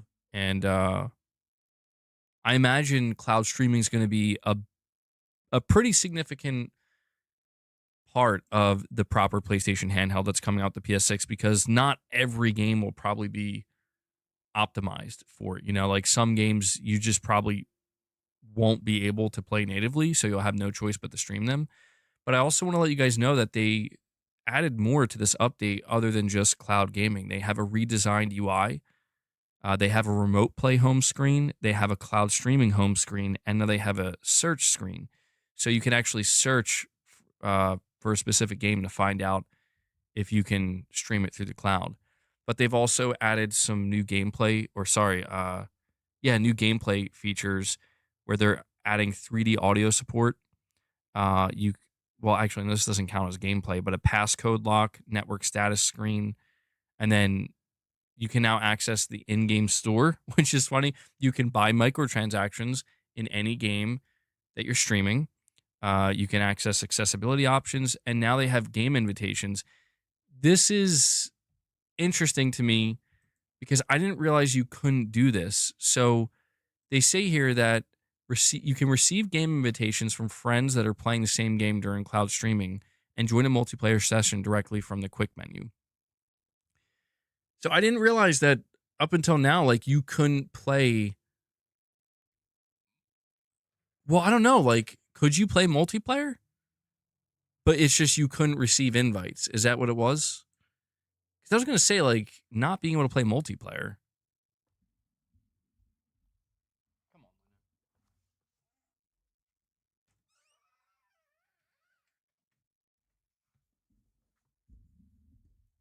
Nominzer, you're saying I need to get a portal. Matt, you remember you're saying that you remember the portal was getting roasted at the beginning. It was, yeah. It wasn't even like some people were just straight up hating on it. Like they were just like, this is a joke. It's a piece of shit. I'm like, well, I don't know. It's a piece of shit, but I see where you're coming from. Where I don't think this thing's gonna, like, it was one of these things where it's like, does anybody really want this? And then we found out like, oh no, people want this. And as time went on, I started to realize, like, actually, I have many more use cases. Like, when I am gaming extensively, like, I have many more use cases for something like a portal than I realized. So, yeah, maybe that's what I'll do. Maybe I'll buy a portal soon in the coming weeks. Maybe it'll rejuvenate my love of gaming. It's the shot in the arm that I need. Tarnish, you're saying the haters are Xbox and PC fanboys. Yeah, I remember that. A lot of people still, they don't like the fact that it's streaming only. But I think people have relaxed on that a little bit, knowing that Sony's making a proper handheld now. So they were like, oh, okay. And the proper handheld, it's not going to be like a PlayStation Portal 2. I think the PlayStation Portal is still going to be a viable product for a lot of people. Although, yeah, I guess the PlayStation Portal, you probably won't be able to stream PS6 games. I don't imagine you'll be able to do that. That'll probably be the cutoff. You stream PS5, PS4. But let me see if there's anything else I'm missing here with this. So, at the end of this blog post, they thank all the PlayStation Portal players, and they say we'll keep working to expand the ways you can enjoy your PS5 library, and they look forward to sharing more updates in the future. So, yeah, this is by far the biggest update that the PlayStation Portal has received. And I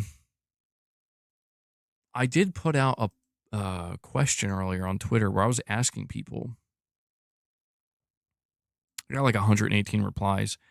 I said, do you own a PlayStation Portal? If you do, how has the experience been so far? And I got quite a few responses here. 50 plus gamer says, yeah, it's been really good. Allowed me to keep up with my backlog while on the go. Kazuya88 says, initially I had no plans to buy a Portal, but got my hands on the limited 30th anniversary edition. The experience has been great. I play it when I'm at my girlfriend's place. I also took it to my mom who lives 170 miles away. I played Returnal with remote play, no lag, and he posted a picture. That's really cool. That's crazy. Played Returnal with no lag? Shit, man. Somebody says, I've had one for probably 10 months now. I absolutely love it. So the only downside here, somebody actually put a video up too. Dude, the PlayStation Portal enthusiasts are very excited to share their experience, which I appreciate under my tweet here. So he says, I bought mine a couple of months ago and I love it. I got it to play on my lunch break at work and to take it with me when visiting my parents. I had a bit of skepticism about how well it would work on Wi-Fi. It tops around 50 megabytes per second and 80 megabytes per second, but it plays really well. I actually posted a video. I think he's playing, this looks like Tsushima. It's either Tsushima or Yotei. That's pretty sick.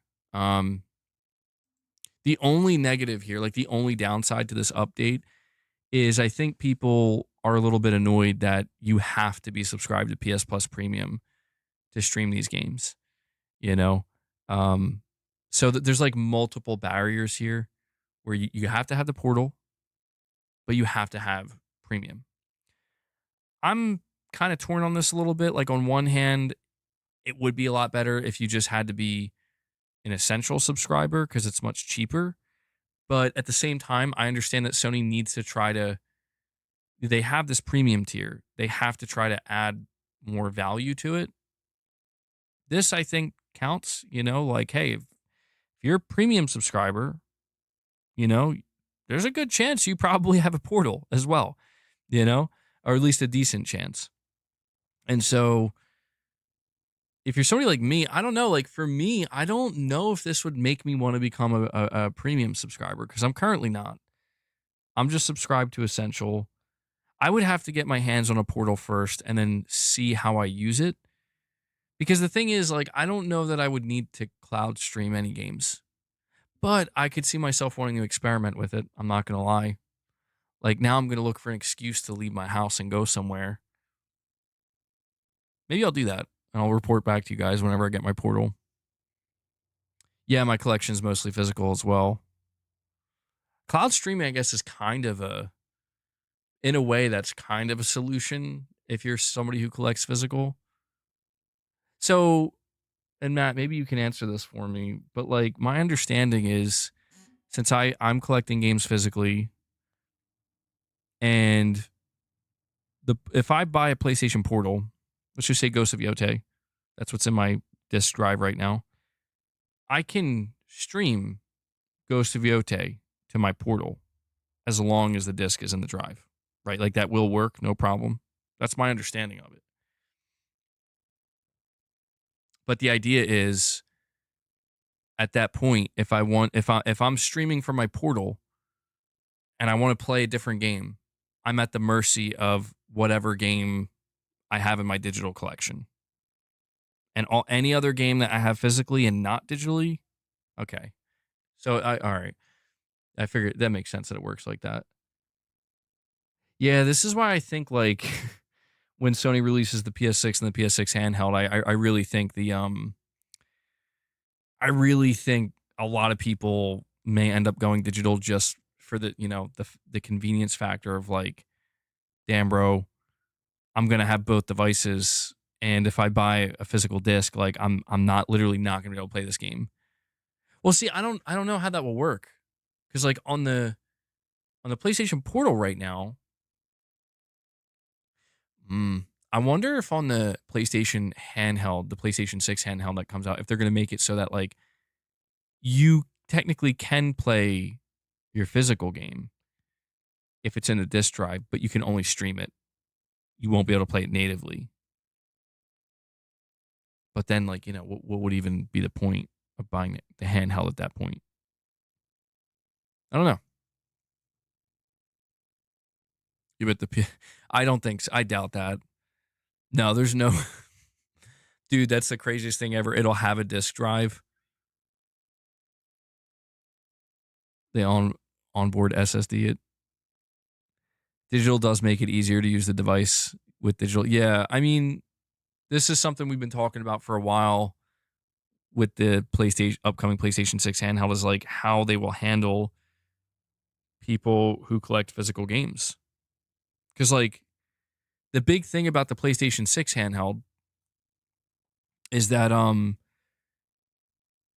it's gonna a big factor is it's gonna be like a portable PS5. The majority of games that it'll play will be PS5 games, and I have to imagine there's a fair amount of people who have physical PS5 collections. Like I just don't know. Like I don't know what Sony tells those players.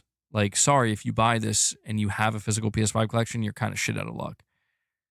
I don't know if it's just simply going to be that, or if they will have some kind of handshake type connection thing you can do with your console. I'm not sure. It's one of these things where we just won't know till they announce it. Cross by.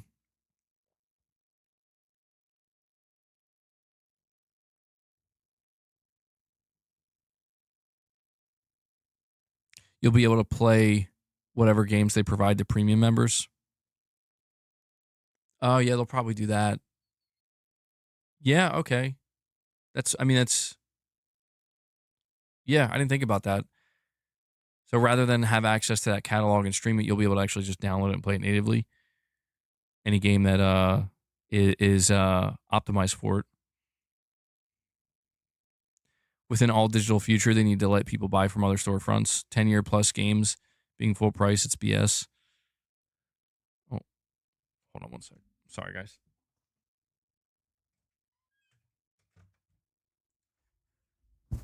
It's these cats, they won't keep wanting to get in and out. No, I don't have the Portal yet, Sinai. I'm thinking about buying one in the next couple weeks, potentially. I've been wanting one. But especially with this new update, I'm like, yeah, it seems like it's worth having. And I wonder if Sony's hoping that this will help like boost some sales of the Portal going into the holiday. The timing of the update's interesting. But generally speaking, yeah, it seems like Sony is still very serious about supporting the Portal, and we had just covered a rumor like 2 days ago about this, and I assumed this was something we were going to hear about weeks from now, months from now potentially, not literally 2 days from now. Sony accidentally let the cat out of the bag, by putting that little symbol up there early. And I didn't want to read too much into it, but it seemed like it's like, yeah, this is Sony accidentally leaked this, but here we are. 2 days later, they announced it. PS Portal owners are very happy. But with that being said, we are going to move on to the final topic here because I'm definitely running out of steam here. The final topic is something that I'm going to probably cover in my video, the next video I make as well. And I'm just curious what you guys think of this. So it's a report from Push Square, and it says remakes of older video games generate double the money compared to remasters. Research conducted over the past 2 years has revealed. Ampere Analysis examined 15 remakes and 27 remasters between January 2024 and September 2025 and discovered that spending worldwide is on average 2.2 times higher on remakes compared to remasters. During the stated time frame, it said 72.4 million PlayStation, Xbox, and Steam users collectively spent $1.4 billion on remakes and remasters. When the total is broken down, spending is weighted heavily in favor of a full remake. Of course, remakes such as Resident Evil 4, Silent Hill 2, and Demon's Souls are generally priced higher than remasters and as they require substantially higher investment in development, marketing, and time, Ampere Analysis notes. In comparison, remasters offer faster turnaround and lower cost, but generally deliver less engagement. Katie Holt, a senior analyst with the research company, said, as games and IP development costs escalate, publishers are increasingly rating their back catalogs for cost-effective remakes and remasters. When deciding which route to take, a developer has to balance, quote, franchise planning, investment risk, age of content, platform support, and more, end quote. During the given time period, Oblivion Remastered was the biggest of any remake or remaster, attracting 7 million players and $180 million in spending, according to the conducted research. Ampere Analysis has the Bethesda game marked as a remaster, but the project went beyond a standard graphics overhaul with a new engine and gameplay improvements. It is also claimed that Final Fantasy VII Rebirth and Silent Hill 2 were two of the most successful remakes from January 2024 to September 2025. So I just thought that this was generally interesting to, go over because we're always talking about, well, I mean, a lot of people are talking about how they don't want any more remakes. They don't want any more remasters. They're tired of it, but we're going to continue to get them either way. And I don't know, are you guys surprised to hear that remakes make like seemingly double the amount of money? I mean, that's like a lot. The reason why I'm focused on this is because it makes me wonder if this is why Sony is like, we're not going to really remaster games that often. And we're going to try to remake games where we can. Because we look at something like The Last of Us Part 1, and that was labeled as a remake. And it felt like it was maybe unnecessary, but I can't help but wonder if like that's one of the reasons why they kind of labeled it as a remake, because it's like, yeah, that's going to just, it's going to generate more money. We look at how successful the Resident Evil remakes are. We look at, again, Silent Hill 2 remake was my game of the year last year. We talk about Blue Point Games and how they might be remaking God of War 1. And it's like, so you're telling me we might get, potentially, if it's true that that's what they're doing, we might get a God of War 1 full remake before we get a remaster trilogy for PS5? Yeah. Yeah. And if you look at this data, it's like, you could kind of understand why Sony would maybe want to do that, because they're like, well, that's what's going to, we're going to make double the money, you know? We're going to make way more money remaking one God of War game at a time. But it is interesting that they mentioned Oblivion Remastered. Why did they call it remastered? I saw, I was there for the Oblivion Remastered reveal, and I'm like, that looks like a remake, dude. Maybe it was the, undersell, over deliver type situation where they're like, if we call it a remaster, people will be expecting much less. Then when they see what they're getting, they're going to be like, holy shit, that's a remake, you know? Namazer, you're saying remasters are absolutely pointless to me. I mean, yeah, remasters are becoming more and more pointless, I would say, because we're reaching this point where it's like, I mean, is Ghost of Yotei going to need to be remastered for the PS6? I do think remakes make a lot more sense, but they do take a lot more time. They do take a lot more effort. I like remakes a lot better, though. Like, a lot better. I mean, some of my favorite gaming experiences this generation have been remakes. Like, dude, Demon's Souls remake, I was stoked for, and I loved it. Too many games to play right now, Prince? You'd love to see the first two God of War games remade for PS6.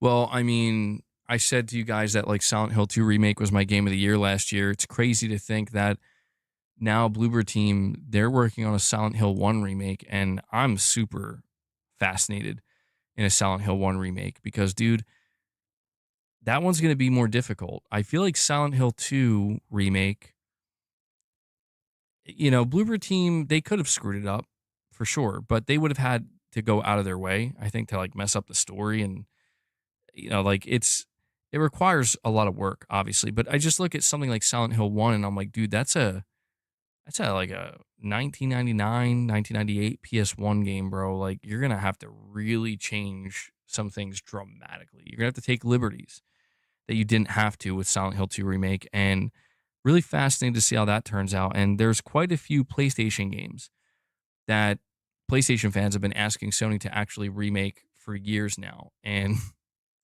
some of them Sony's just completely ignoring and saying nothing and just not even acknowledging it. Others, it seems like there might be some chance in the future, potentially. But I wouldn't be surprised if going forward we start to see, Bloodborne, right? I wouldn't be surprised if we start to see more remakes than we do remasters. But I think, Sony's got to be careful. This generation, they've garnered a little bit of a reputation for remaking and remastering too many games.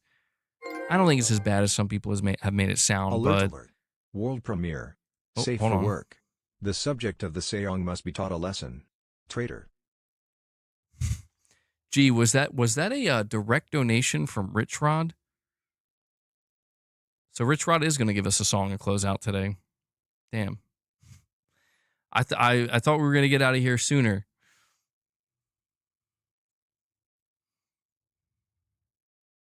I'm sorry. Yeah, I feel bad about that. Perfect Image, you're saying I don't think remakes and remasters are bad because they're better for a new player experience. Yeah, I don't see them as bad either. Like, I just, I mean, look at something like Until Dawn, right? Until Dawn was an interesting one to me because that was actually a highlight of last year as well. I did not play the original Until Dawn. And when the remake was announced, I was like, oh shit, yeah, I've heard great things about this. I'll play it. And a lot of people didn't like the remake. I loved it. I really did. I understand when I watched some comparison videos and when uh when I played some of the original, I understand like, okay, they did make quite a few changes and I understand why some people are not on board with it. But I really loved Until Dawn remake and I thoroughly enjoyed it. And that's a perfect example of, truthfully, I didn't have any plans to go back and play Until Dawn. And the fact that they remade it, even if it seemed maybe unnecessary, because it's like it's only 10 years old, but they remade it anyway. And I'm like, well, it worked for me. They got me, right? Like I was like, yeah, I'll play it, dude. And I don't know if I'm gonna like it. And it turned out to be one of my favorite games of 2024. I even went and I saw the movie and I was like, oh, the movie is pretty fun too. Um, and I went back and played some of the original as well. And I'm like, yeah, this game's fantastic. I wonder if they're doing a sequel, and apparently they are. But I think that's a good example of like a remake that I didn't ask for and wasn't expecting that got my attention. And I was like, pretty glad that I supported it. Another remake, like I said, was Demon Souls. I never played the original Demon Souls. I played Dark Souls. Huge fan of Dark Souls. Loved Bloodborne. Um, when I saw Demon Souls remake announced, I'm like, hell yeah! I always wanted to play this, but I'm the type of person like I'm not going to usually go back generations and play games. Maybe that's not good. Maybe I should change that, but I don't normally do that. I pretty much don't do that at all. So when a game like Demon Souls was getting remade, I'm like, dude, this is incredible. And a launch title, super stoked. Do we know if Discord will be available with this update? No word on that.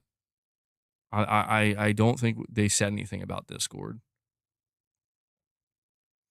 But yeah, Demon Souls is another prime example of a game that I know not everybody was on board with some of the artistic changes that were made by Bluepoint, but I loved it, man.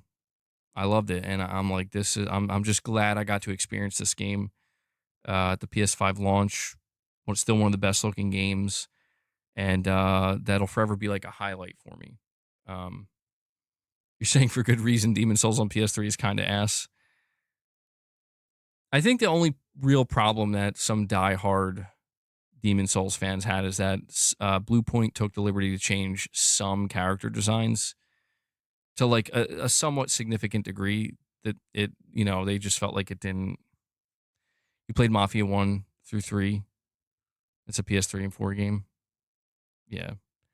Yeah, so I feel like it's not all bad, I mean, even beloved games like Resident Evil 4 remake. I mean, dude, Resident Evil 4 is one of my all-time favorite games. Like Resident Evil 4 is a game that you can go play now and it still feels great.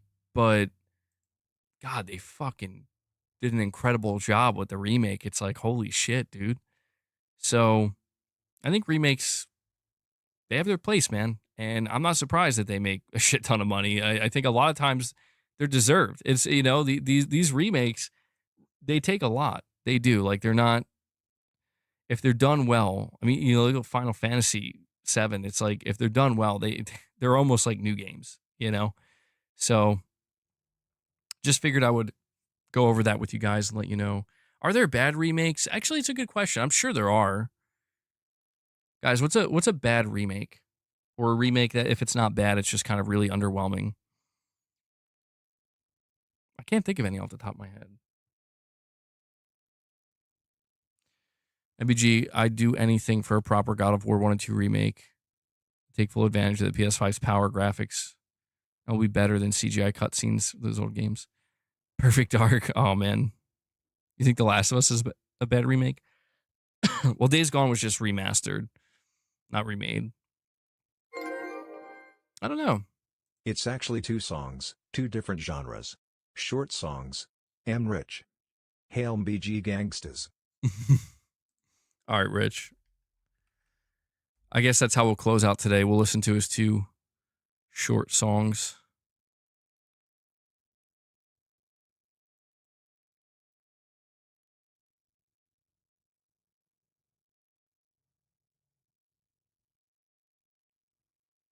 Hold on one sec.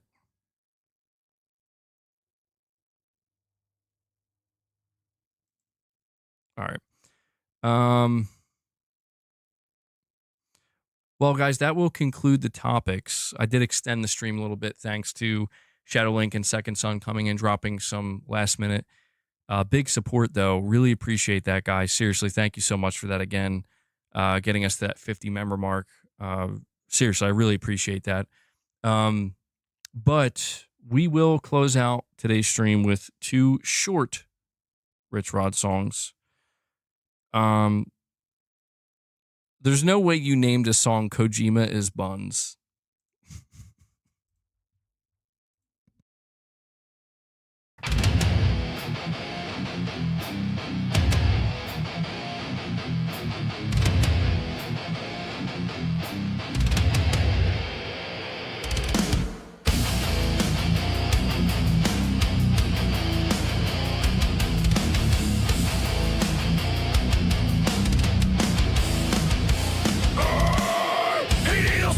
Cracked like old stone. Once a god, now a dog on a borrowed bone. Xbox kissing hands, he sold his soul. Games exclusive to the enemy black hole.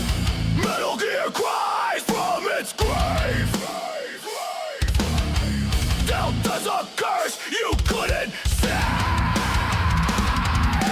Kojima is buns, yeah he's done. His legacy's ash under the sun. May his games rot, may his wallet drain. May he feast on shame, may he eat that pain. May he eat that pain. MGS3 Delta, what a disgrace. A butchered child in a hollowed out space. Snake weeps, his pixels fade. You broke your baby, you dug its grave. Your visions died in Xbox Day. Your empire falls, your kingdom flames.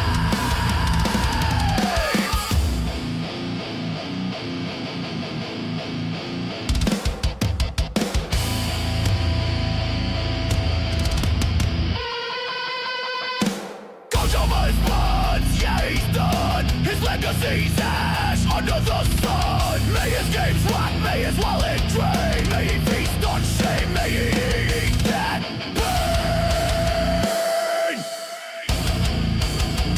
May he eat that pain.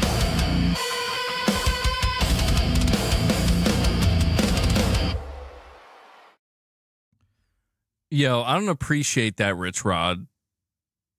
Yeah, I'm not appreciating that MGS slander. I gotta look this one over, though, because the name of this one is concerning.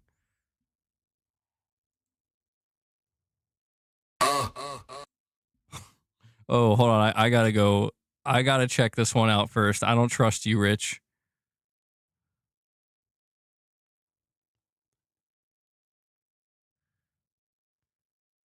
Is this one about Kojima too? Yo, you got Rich. What are you doing?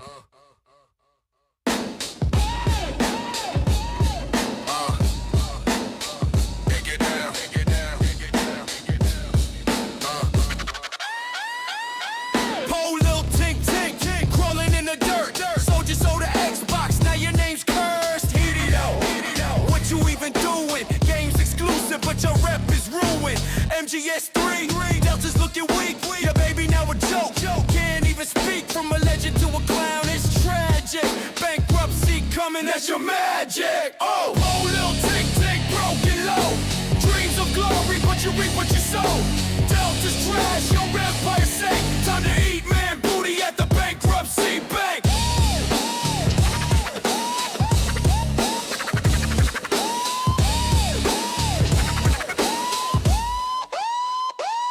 You had the crown, but you threw it away. Chasing green bills, now you led astray. Xbox ain't loyal, they'll toss you fast. Your legacy's dust, it's all in the past. Metal Gear ain't metal, it's rusted and cracked.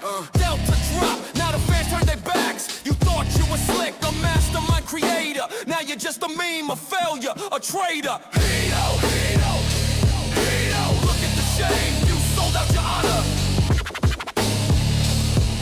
You tarnish your name.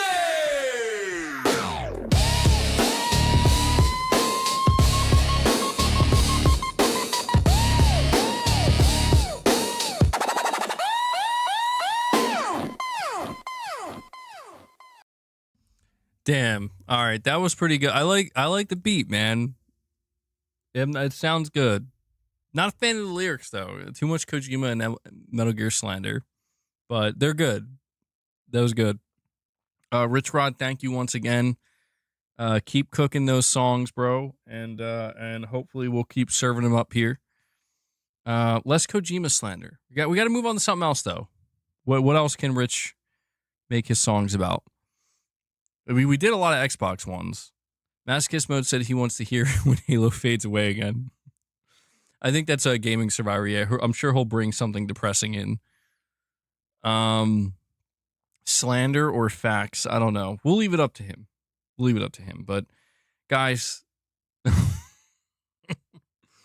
maybe we'll hold off on that, Tarnish. That's gonna do it for the stream, though. Thank you guys so much for tuning in. Basically doing my second outro. Gaming Survivor, hang tight. Can you come in tomorrow and we'll play it tomorrow? Cause I'm fading here. I'm fading. I'm completely faded at this point. I'm actually getting worried that I'm getting more sick. I'm not sure. Like my throat's starting to hurt now. So maybe this is just I don't know. I do want to hear it though. Seriously, make sure you if I'm streaming tomorrow or Friday, next time I'm streaming, make sure you stop by and at the end of the stream we'll play it because the last couple ones you played too, those were good. You and Rich Rod are going back and forth. Yeah, I'm gonna have to pass on the reps today. Sinai, I'm sorry. I gotta try to take it easy. Hopefully I'll be better tomorrow. All right, guys, that's it. Please enjoy the rest of your day. Shout out to Devil Shooter for doing the timestamps. Shout out to all of you guys for the support, memberships, super chats, direct donations. You make it possible for me to continue to do this, and I really appreciate it. And let me bring that up. And that's it. So just hit the like button on your way out, and I will catch you guys in the next one, all right, which will hopefully be tomorrow. But if not, we'll be back on Friday, okay? So just make sure you have notifications turned on. And until the next time, guys, take care.